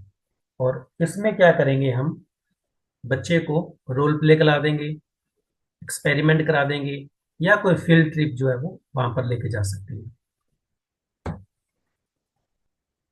Next हमारी बात आती है कि गुड टीएलएम की विशेषता क्या है। लो कॉस्ट या फिर नो कॉस्ट, या तो उसको बनाने में कम से कम खर्चा आए या खर्चा बिल्कुल ना आए। दूसरी ये है कि हमारी जो टीएलएम है वो कंटेक्सचुअल होनी चाहिए, रियल लाइफ एनवायरनमेंट से संबंधित होनी चाहिए। मल्टी सेंसरी, मल्टी सेंसरी होनी चाहिए, यानी हमारे जितने भी सेंस ऑर्गन है वो सारे इसमें पार्टिसिपेट करें। सिंपल होनी चाहिए, रिलेवेंट होनी चाहिए ताकि बच्चे उसको अच्छे से समझ पाए। स्पेसिफिक टूल्स फॉर सब्जेक्ट्स, अगर हम बात करते हैं कि अलग अलग सब्जेक्ट्स के लिए कौन कौन सी टीएलएम का हम यूज करते हैं, तो बात करते हैं कि मैथमेटिक्स के लिए हम बैकस का यूज करते हैं, जियोबोर्ड का यूज करते हैं, टेंग्राम्स का यूज करते हैं। लैंग्वेज के लिए हम लिंग्वा फोन का यूज करते हैं फॉर प्रोनाउंसिएशन, फ्लैश कार्ड का यूज करते हैं वोकैब के लिए, और सोशल स्टडीज के लिए ग्लोब का यूज करते हैं, मैप्स का यूज करते हैं, टाइमलाइन चार्ट का यूज करते हैं। तो ये कुछ स्पेसिफिक टूल्स थे जो हम यूज करते हैं। कई बार इनसे भी क्वेश्चन पूछा जाता है कि कौन से टूल किस सब्जेक्ट से संबंधित है। टीचर का रोल क्या रहता है? TLM are supplements not substitute. ये बात कही गई है कि टीएलएम के साथ साथ जो सबसे ज्यादा जरूरत रहती है वो है टीचर की। ये कॉमन ट्रैप है। इस तरह के क्वेश्चंस पीएसटीटी में पूछे जाते हैं कि if a computer can replace a teacher, क्या एक कंप्यूटर किसी अध्यापक को या उस अध्यापक की जगह ले सकता है, तो आंसर होगा नो, क्योंकि TLM is a tool to help the teacher. TLM जो है वो टीचर की हेल्प करते हैं, बच्चों की हेल्प करते हैं, ताकि बच्चा लर्निंग अच्छे से कर पाए। वो उसका सब्स्टिट्यूट नहीं है कि टीचर की जगह कंप्यूटर को खड़ा कर दिया जाए या रोबोट को खड़ा कर दिया जाए तो टीचिंग होगी, ऐसा नहीं होता। अगर इस तरह का क्वेश्चन पूछा जाएगा तो नो ही आंसर लिखेंगे हम। अब बात आती है कि रोल ऑफ टेक्स्ट बुक, ये भी एक टीएलएम का हिस्सा है। Text book is not entire curriculum, ये पूरा सिलेबस नहीं है। It is a tool to implement the curriculum. ये जो हमारा सिलेबस होता है, पाठ्यक्रम जो होता है, उसको इम्प्लीमेंट करने का एक टूल है। फॉर टीचर के लिए भी है और फॉर स्टूडेंट के लिए भी है। इसकी विशेषता क्या होनी चाहिए? एक अच्छी टेक्स्ट बुक की क्या विशेषता हो? पहली विशेषता तो ये होनी चाहिए कि एज अप्रोप्रिएट हो, चाइल्ड सेंटर्ड हो, बच्चे की उम्र के हिसाब से या जो उसमें जानकारी है उसकी एज के अकॉर्डिंग टेक्स्ट बुक जो है वो बनी होनी चाहिए। चाइल्ड सेंटर्ड होनी चाहिए, बच्चा उसमें लिखी हुई बातों को समझ पाए, पजल्स को कर पाए, क्वेश्चंस को समझ पाए, ताकि वो उसको सीख सके। बायस फ्री, इसमें कोई भी जेंडर, रिलीजियस या इसी तरह का कोई भी कास्ट, स्टीरियोटाइप कंटेंट ना हो। विजुअल होनी चाहिए, उसमें मैप्स होने चाहिए, डायग्राम्स होने चाहिए, ताकि बच्चा उसको इंटरेस्टिंगली पढ़ सके। और लॉजिकल जो है वो अच्छे से ऑर्गेनाइज किए होने चाहिए, यानी सिंपल टू कॉम्प्लेक्स हो और कंक्रीट टू एब्स्ट्रैक्ट हो। मेरिट्स एंड लिमिटेशन क्या है टेक्स्ट बुक की? मेरिट्स क्या है? ये सभी बच्चों के लिए, सभी स्कूल्स के लिए इजीली प्रोवाइड करवाई जा सकती है। यूनिफॉर्म स्ट्रक्चर है, लेकिन टेक्स्ट बुक कल्चर को ज्यादा लीड करती है। ये लिमिटेशन है। Can lead to text book culture, memorising only what is in the text book. सिर्फ वही याद कर पाते हैं बच्चे जो उस टेक्स्ट बुक में है, इससे ज्यादा याद नहीं कर पाते। Economically and easily accessible to all, सभी को आसानी से मिल जाती है। लिमिटेशन क्या है? आउटडेटेड हो सकती है अगर उसको फ्रीक्वेंटली रिवाइज ना किया जाए। Include exercise for practice, can limit a teachers creativity, teachers की जो क्रिएटिविटी है उसको कम कर देती है। Text book and other materials, एक टीचर को टेक्स्ट बुक के अलावा भी जितने भी एस्पेक्ट्स होते हैं उन सभी का यूज करके बच्चे को लर्निंग में हेल्प करनी चाहिए।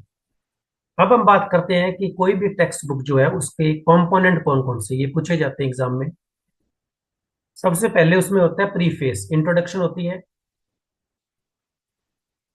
एक्सप्लेनिंग एम्स, बताया गया होता है कि ये जो टेक्स्ट बुक है किस पर्पज के लिए बनी है। टेबल ऑफ कंटेंट होता है, ग्लोसरी होती है, बिब्लियोग्राफी होती है और इंडेक्स होती है। ये सारी चीजें टेक्स्ट बुक के अंदर हमें कंपोनेंट के रूप में मिलती है।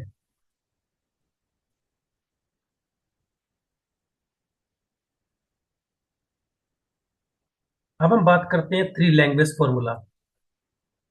थ्री लैंग्वेज फॉर्मूला जो है वो किसने दिया था? सबसे पहले इसको प्रपोज किया था सीएबीई ने, central advised board of education, 1956 के अंदर। उसके बाद में इसको पॉपुलर कर दिया था कोठारी कमीशन ने 1964 टू 66। अब इसमें क्या था, इसके अंदर तीन भाषाएं सिखाने का एक प्रावधान किया गया था। Break down of the formula, क्या कारण था कि तीन भाषाएं सिखाई जाए? सबसे पहले जो फर्स्ट लैंग्वेज की बात की गई थी वो ये बात की गई थी कि बच्चे को सबसे पहले मदर टंग सिखाने में। मदर टंग जो है वो कौन सी हो सकती है? वो उसकी रीजनल लैंग्वेज होती है, जैसे पंजाब में रहने वालों के लिए पंजाबी है, राजस्थान में रहने वालों के लिए हिंदी है। ठीक है। और साउथ के अंदर तेलुगु भी हो सकती है, कन्नड़ भी हो सकती है, कोई भी भाषा हो सकती है। जो मदर टंग है वो उसकी फर्स्ट लैंग्वेज है। सेकेंड लैंग्वेज की अगर बात करते हैं तो सेकेंड लैंग्वेज किसी भी स्टेट के लिए अलग अलग हो सकती है। जैसे पंजाब के लिए हिंदी हो सकती है, इंग्लिश हो सकती है, दोनों में से कोई भी एक। अगर आप हिंदी को सेकंड लैंग्वेज बनाओगे तो थर्ड आपकी इंग्लिश हो जाएगी, और अगर इंग्लिश को आप सेकंड बनाओगे तो थर्ड आपकी हिंदी हो जाएगी। वैसे अलग अलग स्टेट्स के अंदर ये तीन भाषाएं जो है वो बच्चे को सिखाने पर जोर दिया गया था, ताकि बच्चे का दिमाग जो है वो बिल्कुल सही तरीके से विकसित हो सके। जितनी भाषा का ज्ञान एक बच्चे को होगा, उतनी ही ज्यादा उसकी सोचने की, लिखने की, बोलने की जो प्रवृत्ति है वो ज्यादा बढ़ जाती है। तो ये कोठारी कमीशन ने 1964 से लेकर 66 तक काफी इसको पॉपुलराइज किया था, ताकि ये तीन भाषाएं सिखाई जा सके।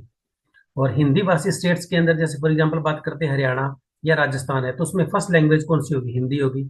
सेकेंड लैंग्वेज इंग्लिश भी हो सकती है, थर्ड लैंग्वेज पंजाबी हो सकती है, कोई भी तीन भाषाएं जो बच्चे को सीखनी है। Implementation of language in Punjab, Punjab के अंदर इसको कब इम्प्लीमेंट किया गया था? तो ये पंजाब स्कूल एजुकेशन बोर्ड द्वारा इम्प्लीमेंट किया गया, जिसमें प्राइमरी लेवल पर पंजाबी भाषा को ही एज ए मदर टंग या लैंग्वेज वन के रूप में पढ़ाया जाता है, पीएसईबी द्वारा।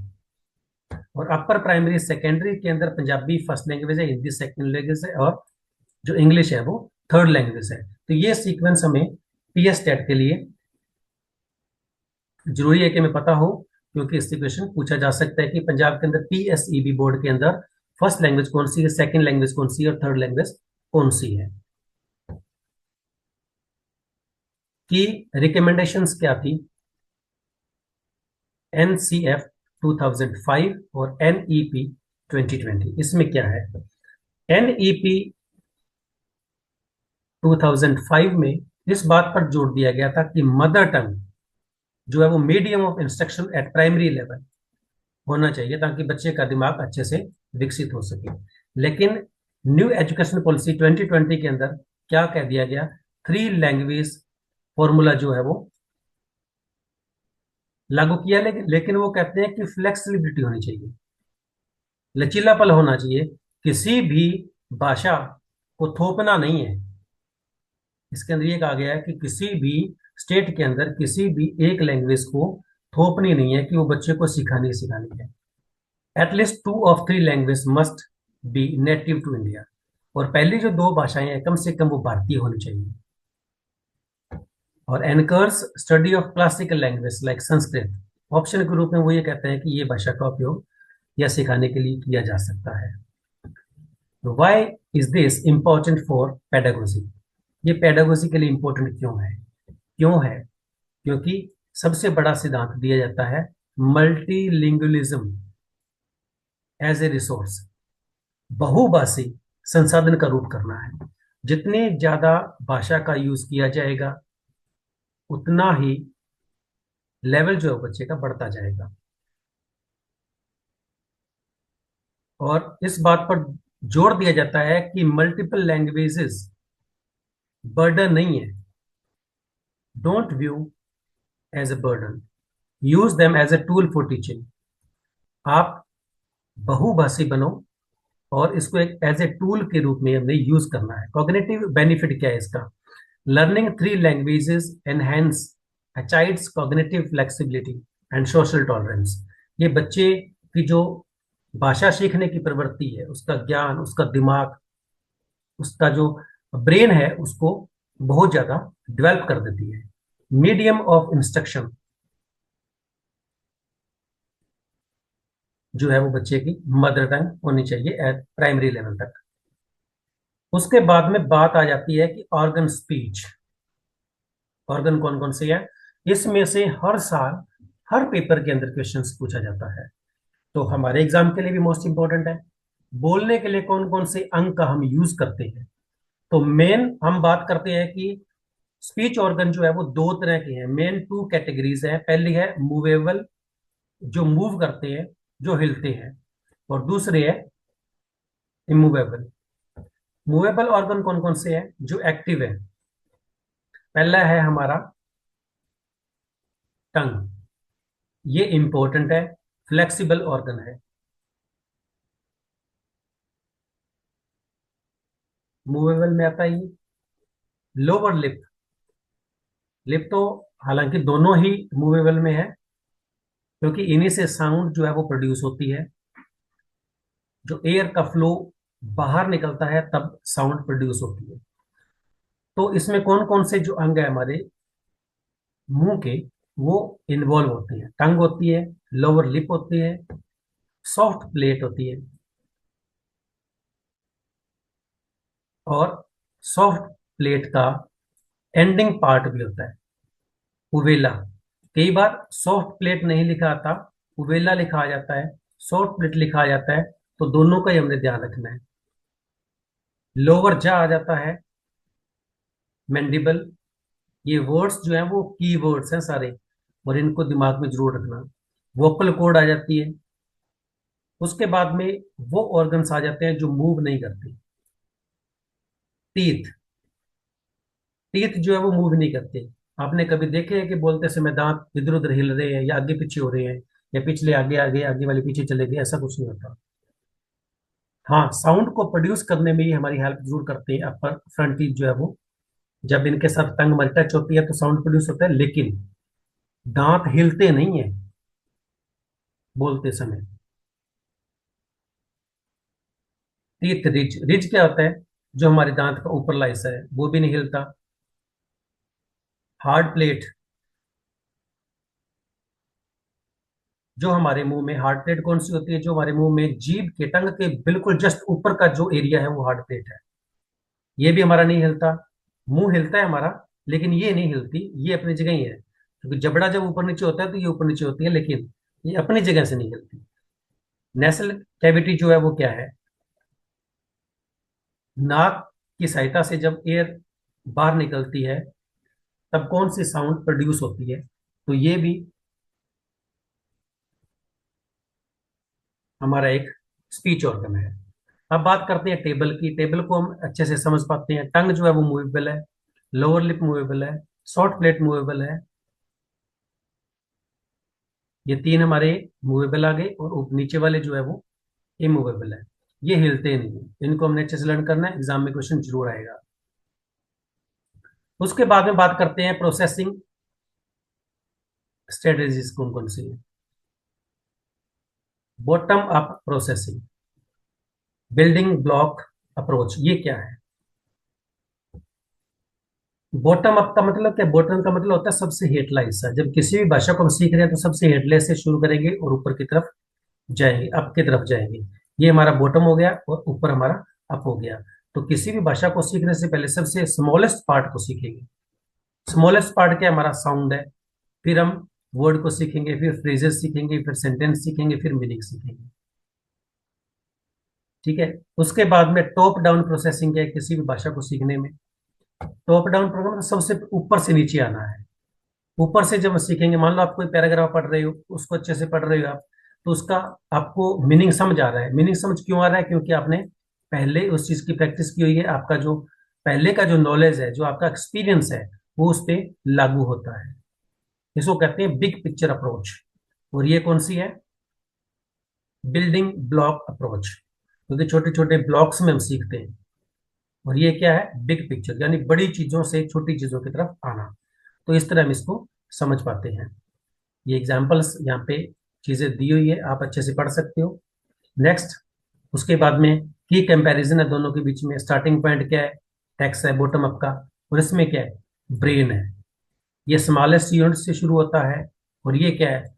ये शुरू होता है हमारा स्कीमा। स्कीमा का मतलब क्या है? जो पास्ट एक्सपीरियंस है, हमारा जो ज्ञान है हमारे दिमाग में जो पहले से ही है वो चीज। इसमें क्या होता है? बॉटम अप में पहले बच्चे होते हैं, बिगिनर होते हैं, शुरुआती दौर में जो सीखने वाले होते हैं। इसमें एडवांस होते हैं, फ्लुएंट स्पीकर्स होते हैं। और एनालॉजी क्या है? Looking at individual bricks, whole house इकट्ठा ही सभी को दिया जाता है। इसमें अलग अलग ब्रिक्स बनाकर सिखाया जाता है। बेटर कौन सी है? अगर पूछा जाए कि विच वन इज बेटर, तो हम कौन सा यूज करेंगे? Interactive model. This is a mix of both, दोनों का ही है। जहां पर जरूरत समझे, हम जिस तरह की जरूरत होती है उसके अकॉर्डिंग हम इसको यूज करेंगे।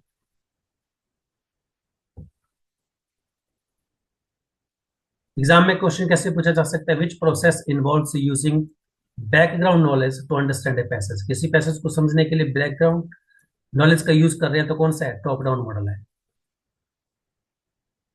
उसके बाद में बात आती है most important part of the English pedagogy का, common figure of speech. Simile क्या है? सिमिली क्या है? जब हम कंपैरिजन करते हैं, मेटाफर और सिमिली दोनों ही कंपैरिजन के लिए यूज होती है। जब हम कंपैरिजन करते हैं इन वर्ड से, लाइक और एज, इन शब्दों से किसी चीजों, दो चीजों का कंपैरिजन करते हैं। For example, the soldier fought as brave as lion. As का हमने यूज कर लिया या लाइक का यूज कर लिया। तो अगर कंपैरिजन के लिए एज का यूज हो रहा है, लाइक का यूज हो रहा है, तो हम कौन सी फिगर ऑफ स्पीच यूज कर रहे हैं? सिमिली यूज कर रहे हैं। मेटाफर क्या है? मेटाफर में भी कंपैरिजन होता है, लेकिन इसमें लाइक का और एज का यूज नहीं होता। For example, the camel is the ship of the dessert.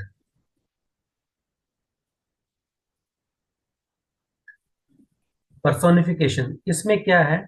इसमें गिविंग ह्यूमन क्वालिटीज, फीलिंग और intentions to non human objects. अब इसमें क्या है? किसी भी नॉन लिविंग थिंग को लिविंग थिंग मानकर उसके अंदर ह्यूमन में जो क्वालिटीज होती हैं वो सारी क्वालिटीज उसको दे देना। For example, the flowers dance in the breeze. अब फ्लावर जो है वो नॉन लिविंग थिंग है, या हम यहाँ कह सकते हैं the table is dancing in the breeze. तो इसमें क्या है? जो फ्लावर है उसको लिविंग थिंग के रूप में यूज किया गया है। ये पर्सोनिफिकेशन हो गया। डांसिंग, विस्परिंग, क्राइंग, इस तरह की जो वर्ड्स हैं जो यूज किए जाते हैं। अलिट्रेशन क्या है? अलिट्रेशन जो है रिपीटिशन है ऑफ कॉन्सोनेंट साउंड। अगर व्यंजन से शुरू होने वाले जो साउंड्स हैं, फॉर एग्जांपल एस, एस जो कॉन्सोनेंट है, इससे हर वर्ड शुरू हो रहा है, तो ये रिपीटिशन है एस का। तो ये क्या हो गया? एलिट्रेशन है। She sells she sells by the sea shore. तो इस तरह जो कॉन्सोनेंट का रिपीटिशन है वो एलिट्रेशन है। हाइपरबोल क्या है? हाइपरबोल का मतलब होता है किसी भी चीज को बढ़ा चढ़ाकर बोलना बहुत ज्यादा। जैसे मैंने तेरे को हजारों बार कह दिया, अब बात तो आपने दो चार बार ही कही होगी, ये जरूरी नहीं है कि हजारों बार ही कही होगी, लेकिन हम ये कह देते हैं कि I have told you millions time. मैंने आपको मिलियंस टाइम ये बात बता दी है, लेकिन फिर भी आपके समझ में नहीं आ रही। तो कहने का मतलब क्या है? ये कौन सी फिगर ऑफ स्पीच हमने यूज कर रहे हैं? हाइपरबोल यूज कर रहे हैं, जिसमें क्या है, किसी भी बात को इतना बढ़ा चढ़ाकर या प्रभाव डालने के लिए हम यूज करते हैं। ओनोमेटोपिया ये क्या है? नेचुरल साउंड्स है किसी भी चीज की। अगर कोई वर्ड किसी भी साउंड को मॉडिफाई करता है, किसी भी साउंड को दर्शाता है, डिस्क्राइब करता है। बजिंग, बजिंग क्या है? जब मधुमक्खियां उड़ती है तो साउंड कौन सी निकलती है? बजिंग। अब ये जो वर्ड है ना, ये ओरिजिनल साउंड, नेचुरल साउंड को प्रोड्यूस करता है।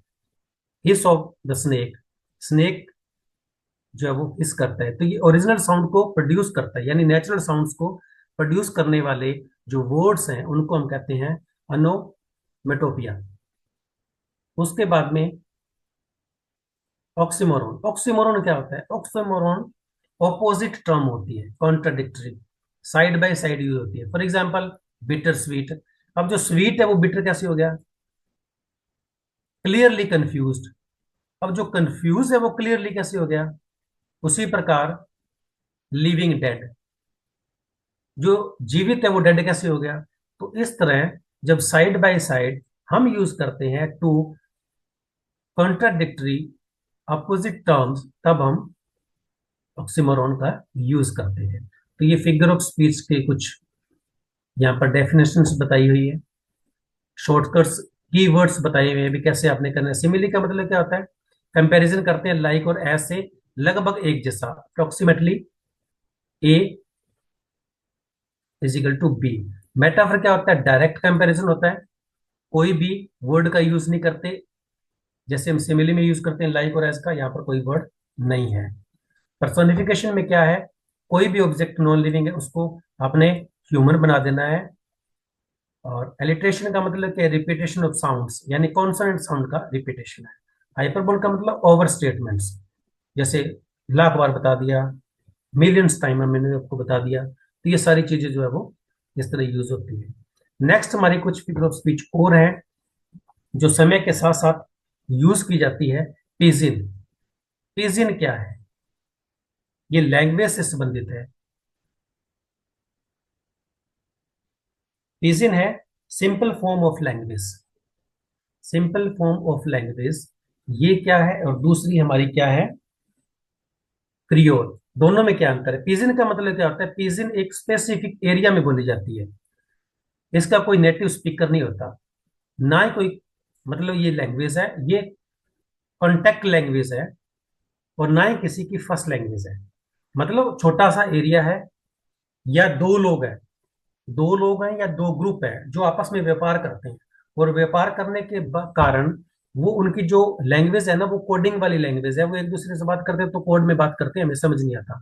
उस एरिया की जो भाषा बन गई ना, जो दो ग्रुप्स की जो भाषा है, वो सारी क्या है? पिजिन है। और अब बात आते हैं क्रियोल क्या है। अब उस एरिया के अंदर मान लो दो छोटे छोटे कस्बे हैं, उसमें दो व्यापारियों के मकान बने हुए हैं, और वो सारे एक दूसरे के साथ पिजिंग जो है उसमें बात करते हैं, छोटी सी लैंग्वेज है, उसमें बात करते हैं। अब जब उनके बच्चे होंगे ना, जब उनके बच्चे होंगे तो वो बच्चे इन भाषा को समझेंगे, जब वो जो कोडिंग वाली भाषा है उसको समझेंगे, और उस भाषा को समझकर वो उस भाषा को क्या बना लेंगे? अपनी मदर टंग बना लेंगे, तो उसी को ही क्रियोल कहते हैं। जब वो उस भाषा को मदर टंग बना लेंगे और फर्स्ट लैंग्वेज की तरह यूज करने लग जाएंगे, अब उनके बच्चों को ये नहीं पता होता कि ये भाषा नहीं है, ये कोडिंग है, लेकिन उनके लिए वो भाषा है, तो वो क्रियोल बन गई। तो इस बात का हमें ध्यान रखना है। उसके बाद में बात आती है मेटाफर। मेटाफर क्या है, और क्लिन से क्या है? क्लिन से मेटाफर क्या है? मेटाफर वही है, कंपैरिजन है, डायरेक्ट कंपैरिजन है दो चीजों का, जिसमें हमने लाइक और वो यूज नहीं करना। जैसे he is the black ship of the family, तो इसमें हमने लाइक या एज वर्ड का यूज नहीं किया। क्लिन से क्या है? डेफिनेशन क्या है? Over used. जब मेटाफर या एक्सप्रेशन का ज्यादा यूज हो जाए, और यूज होने के बाद उसकी जो ओरिजिनलिटी है वो खत्म हो जाए, यानी वो वेरी डल लगने लग जाए, उस वर्ड में कोई क्रिएटिविटी ना हो, कोई इम्पैक्ट ना हो, तब हम इसका यूज करते हैं। जैसे एज बिजी एज बी, यहाँ पर क्या है? ये सिमिली भी है, मेटाफर भी है, लेकिन अब किस किस श्रेणी में आ गया? ये इस श्रेणी में आ गया। क्यों आ गया? क्योंकि इसका यूज ही इतना ज्यादा हो गया कि अब इसको यूज हम करना ही नहीं चाहते, इसकी कोई ओरिजिनलिटी भी नहीं रही, इसलिए हम इसको क्या बोलेंगे? क्लिनसी। अब ये क्विक कंपैरिजन टेबल है। पिजिन क्या है? लिंग्विस्टिक्स है, ये भी लिंग्विस्टिक है। और मेटाफर ये फिगर ऑफ स्पीच है, ये लिटरेरी स्टाइल है।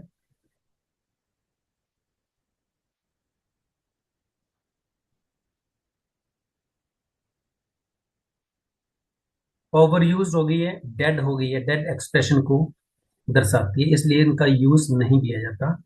उसके बाद में बात आती है कि टेस्ट कौन कौन से हैं जो पूछे जाते हैं। बिग फोर टेस्ट हैं, यानी बच्चे का असेसमेंट एरिया जानने के लिए जो हम टेस्ट यूज करते हैं।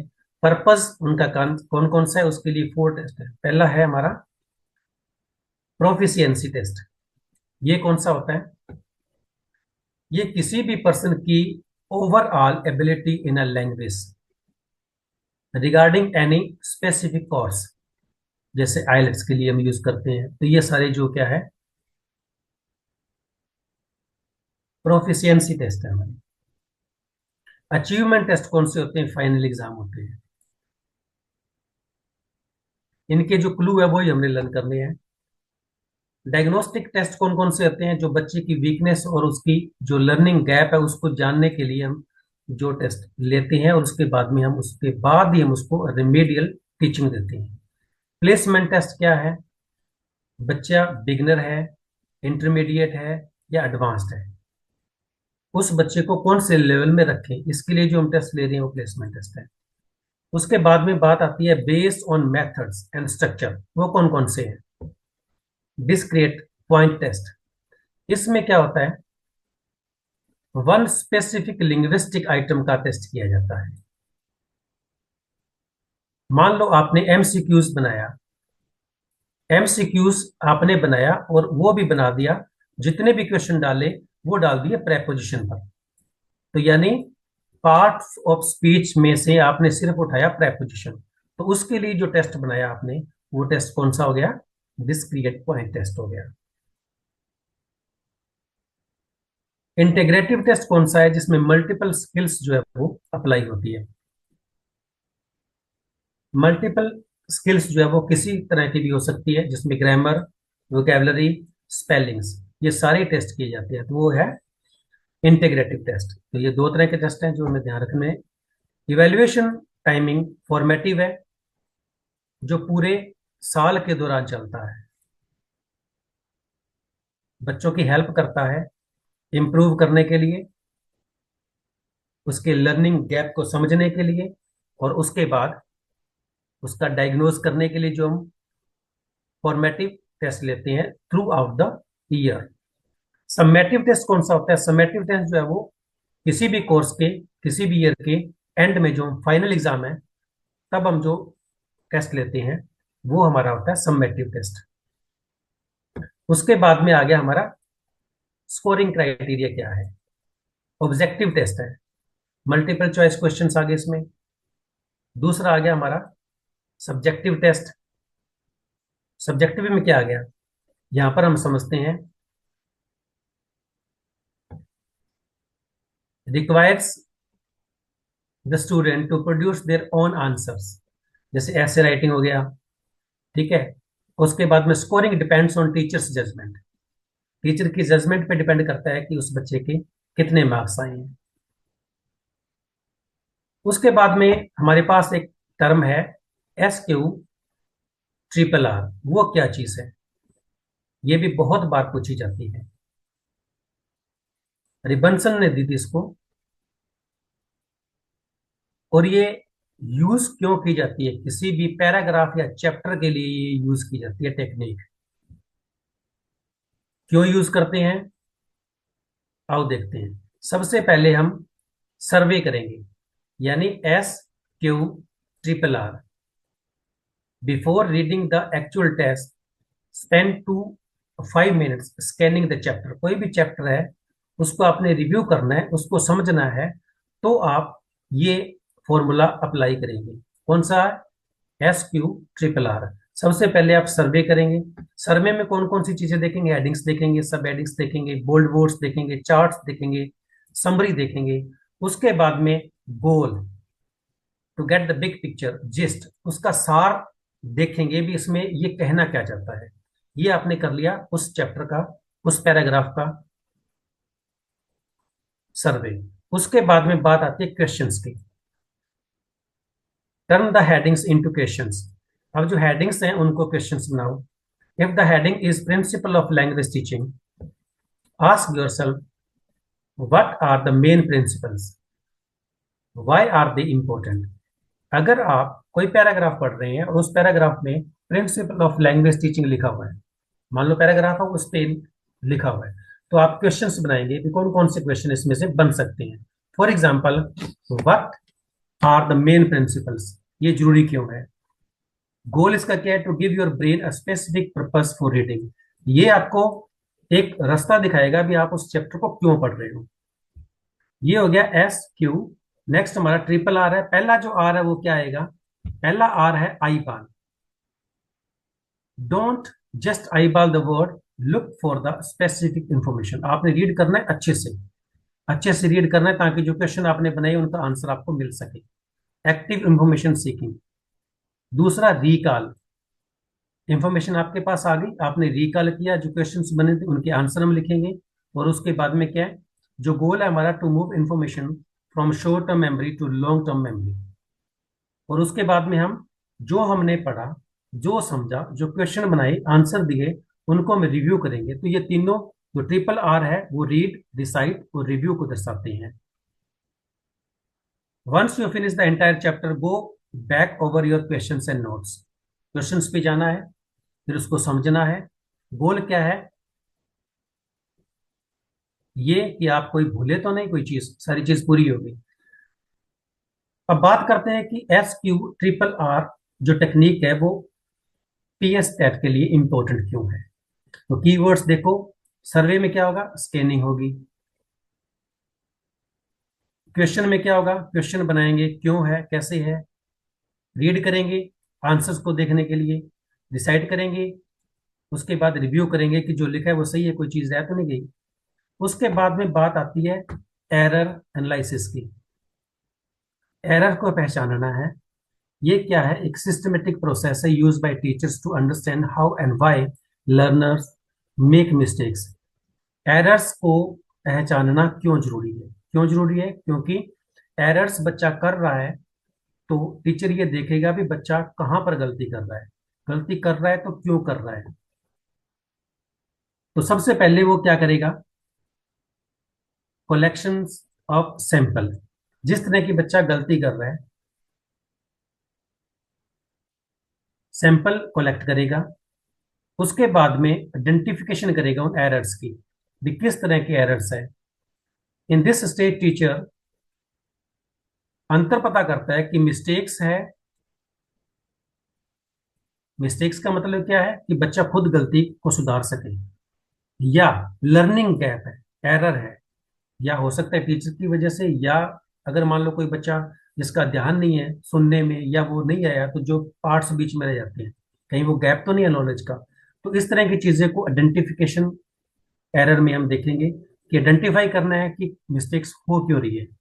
फिर हम डिस्क्राइब करेंगे एरर्स को कि किस तरह की है।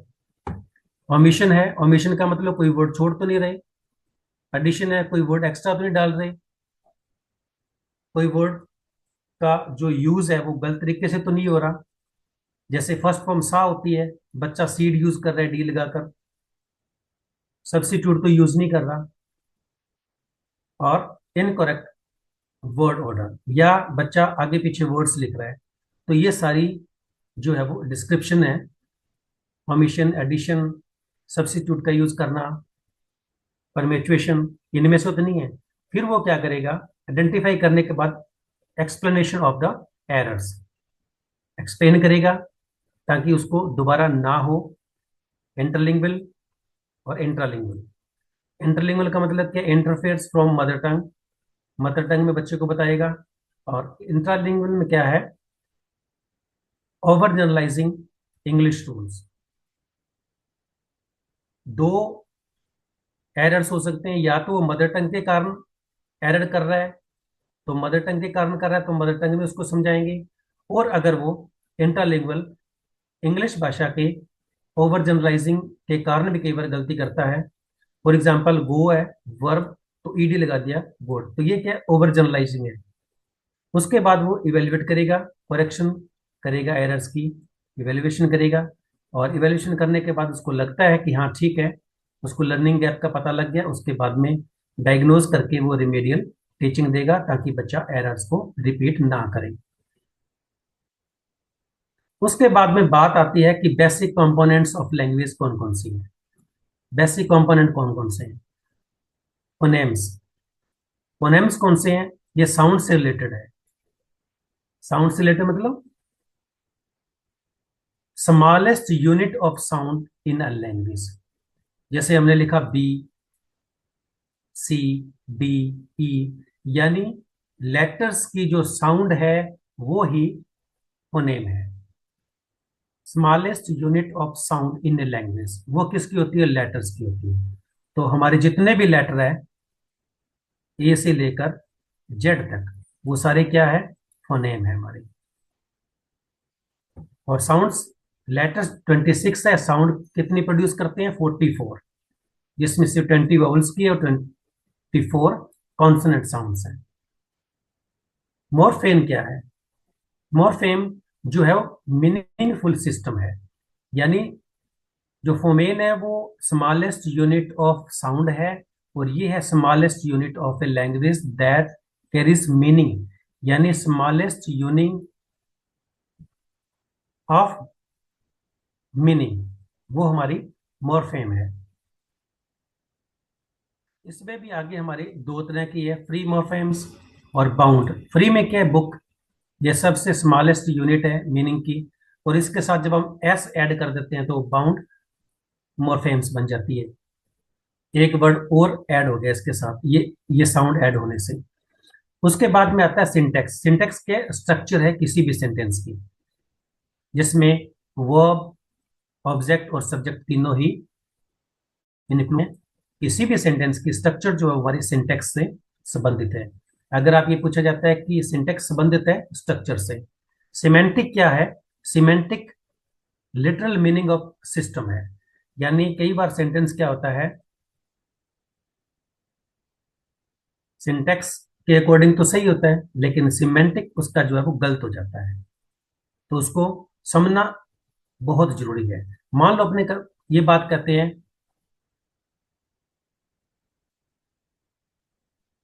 पत्थर पानी पी रहा है, तो पत्थर पानी थोड़ी पीता है, लेकिन सिंटेक्स तो ठीक है इसका, सब्जेक्ट लगा हुआ है, वर्ब लगी हुई है, ऑब्जेक्ट लगा हुआ है, लेकिन सिमेंटिक गलत हो गया, अर्थ तो नहीं आ रहा। जब किसी भी सेंटेंस का सिंटेक्स ठीक हो लेकिन उसका अर्थ ना हो, तो वो सिमेंटिक की नजर से गलत हो जाता है। प्रैग्मेटिक्स क्या है? सोशल और कंटेक्स्ट सिस्टम है ये। हिडन मीनिंग होता है इसमें। क्या होता है इसमें? हिडन मीनिंग होता है। फॉर एग्जाम्पल अपने कहते हैं किसी को डू यू हैव वॉच, इसका मतलब क्या है? हम ये नहीं पूछ रहे कि हाँ है या नहीं है, यस और नो आंसर नहीं, इट मीन्स क्या है, हम उससे टाइम पूछ रहे हैं। तो इस तरह के जो कंपोनेंट्स है वो लैंग्वेज के हम यूज करते हैं। अब हम समरी टेबल की बात करते हैं, तो समरी टेबल में क्या है? फोनोलॉजी किससे संबंधित है? साउंड से संबंधित है। कौन सी साउंड हो सकती है? किसी भी लेटर की साउंड हो सकती है। मॉर्फोलॉजी में क्या है? मीनिंग यूनिट्स आ जाती है, जिसे कैट या एस लगने से कैट्स बन जाता है। सिंटेक्स किससे संबंधित है? ग्रामर और ऑर्डर से संबंधित है, जैसे the cats are eating. Semantic क्या है? लिटरल लॉजिक है, कैट ईट फिश। अब यहाँ पर देखो, जो बिल्ली है वो फिश खाती है, इसका मतलब ये बिल्लियां फिश खाती है, तो ये सिंटेक्स के अकॉर्डिंग तो ठीक है, लेकिन सिमेंटिक की अगर बात करते हैं तो ये सेंटेंस हमारा गलत हो जाता है। प्रैग्मेटिक्स क्या है? नाइस कैट कॉम्प्लीमेंट है, तो हिडन मीनिंग के लिए हम इनको यूज करते हैं। नेक्स्ट हमारी आ जाती है बिग फाइव थ्योरीज। वो थ्योरिस्ट कौन थे? जिन्होंने 5 अलग अलग तरह की थ्योरीज दी, जो हमारी इंग्लिश पेडागोजी के लिए मोस्ट इंपॉर्टेंट है। और इसके जो की वर्ड्स कौन से हैं? LAD, scaffolding, input. सबसे पहले बात करते हैं नोम चॉम्स्की की, जिसको हमने पहले भी पढ़ लिया, नेटिविस्ट बोलते हैं इसको। जो वर्ड है वो इससे संबंधित है, इनेटिज्म। अब हम बात करते हैं कि इसने क्या क्या चीजें दी। नोम चॉम्स्की ने क्या कहा? एलईडी के बारे में कहा। इसने कहा कि हर एक बच्चे के दिमाग में एक टूल होता है जिसको हम एलईडी कहते हैं, लैंग्वेज एक्विजिशन डिवाइस। ये बच्चे की हेल्प करता है उसको लैंग्वेज सीखने में। यूनिवर्सल ग्रामर बोला इसने, और इसने कहा कि जनरेटिव ग्रामर है ये 3 वर्ड जो है वो किससे संबंधित है? तीनों वर्ड जो है वो नोम चॉम्स्की से संबंधित है। और की वर्ड जो एग्जाम में पूछे जाते हैं, यानी इननेट, हेरिडिटी, बायोलॉजिकल और एलईडी, इन चारों का अगर संबंध किसी से पूछा जाए तो चॉम्स्की आपने आंसर देना है। स्किनर जो था वो बिहेवियरिस्ट था, व्यवहारवादिक था। वो कहता है कि व्यवहार से भाषा सीखती है, और ये व्यवहार जो है हमारे हैबिट से बनता है। इसने कंडीशन बताई थी कि बच्चा जब रिवार्ड और पनिशमेंट को देखता है तब वो सीखता है। इमिटेशन और री, ये दोनों बात इसने बताई थी। हैबिट फॉर्मेशन, ये तीन चार जो वर्ड है, यानी imitation, reinforcement, habit, environment, drill, ये चार ही पांच ही चीजें जो है वो स्किनर से संबंधित है। एग्जाम में अगर पूछी जाए, वायोस्की क्या कहते हैं, सोशल इंटरेक्शनिस्ट था वो। ये कहता है कि लैंग्वेज एक सोशल टूल है, और वो सोशल टूल कहाँ पर सीखी जाती है, समाज में सीखी जाती है। इसने दिया था Z zone of proximal development, MKO more knowledgeable other, कोई भी हो सकता है, दो वर्ड दिए थे। प्राइवेट स्पीच बच्चा करता है, अपने आप से बातें करता है, इनर थॉट कहते हैं जिसको। स्कैफोल्डिंग इसने दिया था। वायोस्की ने चार चीजें दी थी, पांच, ये कीवर्ड है। सोशल की बात करता है तो वायोस्की, कल्चर की बात करता है वायोस्की, इंटरेक्शन की बात करता है, जेडपीडी की बात करता है, MKO की बात करता है वायोस्की, हम यूज करेंगे। स्टेफन ने मॉनिटर मॉडल दिया था, इसके बारे में पहले से ही पढ़ चुके हैं पांचों चीजें। उसके बाद में बात आती है ब्रनर की। इसने क्या दिया था, LASS, language acquisition support system. वो ये कहता है कि अगर, चॉम्स्की कहता है कि दिमाग के अंदर एक ऐसा हिस्सा होता है जो लैंग्वेज को एक्वायर करने में हेल्प करता है बच्चे की, तो उस हिस्से के लिए भी एक सपोर्ट सिस्टम चाहिए। तो वो सपोर्ट सिस्टम LASS इसने दिया था, ब्रनर ने दिया था। इस बात का हमें ध्यान करना है। इसने स्कैफोल्डिंग भी दी थी, स्पाइरल करिकुलम इसने दिया था। तो ये तीन चार चीजें जो है वो ब्रनर ने दी, LASS, स्कैफोल्डिंग, डिस्कवरी लर्निंग और स्पाइरल टॉर्च। तो ये यहाँ पर एक डायग्राम बना हुआ है जिसको हम अच्छे से समझ सकते हैं। उसके बाद में बात आ जाती है important English language and pedagogy definitions. Figure of speech जितनी भी थी हमने पहले बात कर ली, लेकिन उसमें कुछ अलग भी हैं, वो हम बात करते हैं। फॉर एग्जाम्पल, ट्रांसफर एपिथेट, ये क्या है, transfer epithet non living object के लिए हम यूज करते हैं एडजेक्टिव के रूप में, जैसे स्लीपलेस नाइट। अब स्लीपलेस नाइट का मतलब क्या है, द पर्सन इज स्लीपलेस, इसका मतलब क्या है, not the night, night sleepless नहीं है, पर्सन है। इसकी भी बात हमने पहले कर ली, इसकी भी बात हमने कर ली। अब ये क्या है, हमने बात की थी एलिट्रेशन की। वो क्या था, एलिट्रेशन जो था वो कॉन्सोनेंट का रिपीटेशन था। और इसमें क्या है, indirect preference to a famous person, place और इवेंट। जैसे हम किसी को बुलाते हैं रियल रोमियो, एल्यूजन का हम यूज कर रहे हैं। उसके बाद में पेडागोजी एंड लिंग्विस्टिक टर्म्स कौन सी है, मॉर्फोलॉजी, मॉर्फेम, ये हम पहले बात कर चुके हैं। स्मॉलेस्ट, सिंटेक्स की बात कर ली, सिमेंटिक की बात कर ली, फ्रेगमेटिक की बात कर ली। क्या क्या है, रिलिया जो है रिलीफ, लाइफ से संबंधित ऑब्जेक्ट्स जितने भी है बच्चों को सिखाने के लिए, हम टीचिंग एड के लिए हम यूज करते हैं रिलिया। रूब्रिक्स क्या है, ये एक पैमाना होता है, असेसमेंट का क्राइटेरिया होता है, रूब्रिक्स हम यूज करते हैं। नेक्स्ट बात आती है ओजिलाइजेशन। ये क्या है, ग्रामेटिकल एरर है जो बच्चा बार बार करता है और उसको ठीक करने के बाद भी वो यूज कर रहा है, गलती कर रहा है। होमोफोन्स क्या है, सेम साउंड वाले होते हैं लेकिन different in meaning and spelling. Sea see, दोनों की साउंड सेम है, स्पेलिंग भी अलग अलग है, मीनिंग भी अलग अलग है। रजिस्टर क्या है, एक जगह बोली जाने वाली जो भाषा है उसका जो लैंग्वेज का जो यूज है वो उस एरिया के लिए रजिस्टर का रूप काम करता है। डेफिनेशंस ऑफ द लैंग्वेज, कुछ डेफिनेशंस जो है वो हम देखेंगे लैंग्वेज के बारे में, एग्जाम में पूछी जाती है, ये एग्जाम के अंदर पूछी गई थी।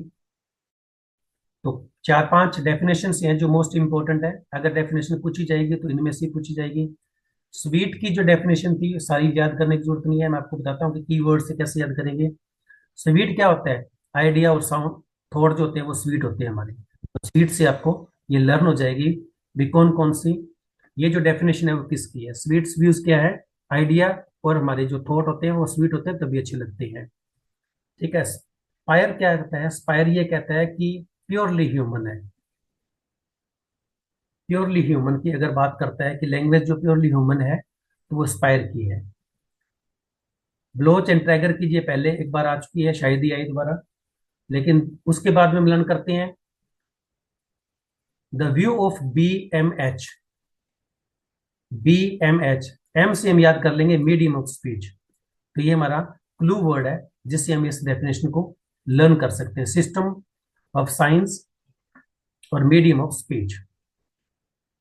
निकोलस हंस से हम याद करेंगे जो डेफिनेशन जो है वो एक नेशन की है। एन से हम नेशन याद कर लेंगे। सिंबल ऑफ नेशन की अगर बात होती है तो ये जो डेफिनेशन है वो किसकी होगी? निकोलस की होगी। उसके बाद में आ जाती है लुइस एच हैरी की। हैरे से हम याद करेंगे स्पीच जो है वो means of hearing and speech. Hearing से हम ये याद कर लेंगे। जिस पर्सन जो है वो क्या कहता है कि ये सेट ऑफ ह्यूमन हैबिट्स है। ह्यूमन हैबिट्स, हैबिट में क्या होती है? एक्टिविटी होती है। तो एक्टिविटी की अगर बात होती है तो भी जिस पर्सन को टिक करेंगे, और अगर सेट ऑफ ह्यूमन हैबिट्स है तो भी हम जिस पर्सन को ही टिक करेंगे। तो इस तरह जो डेफिनेशंस हैं ये इंपॉर्टेंट डेफिनेशंस हम लर्न कर लेंगे। नेक्स्ट हम बात करते हैं कि लैंग्वेज एंड स्पीच डिसऑर्डर कौन कौन से हैं।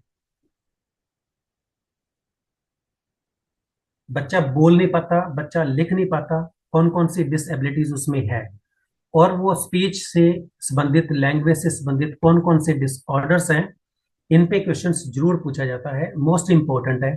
अब हम बात करते हैं प्रोड्यूसिंग लैंग्वेज, एल्फेसिया और डिस्पेसिया।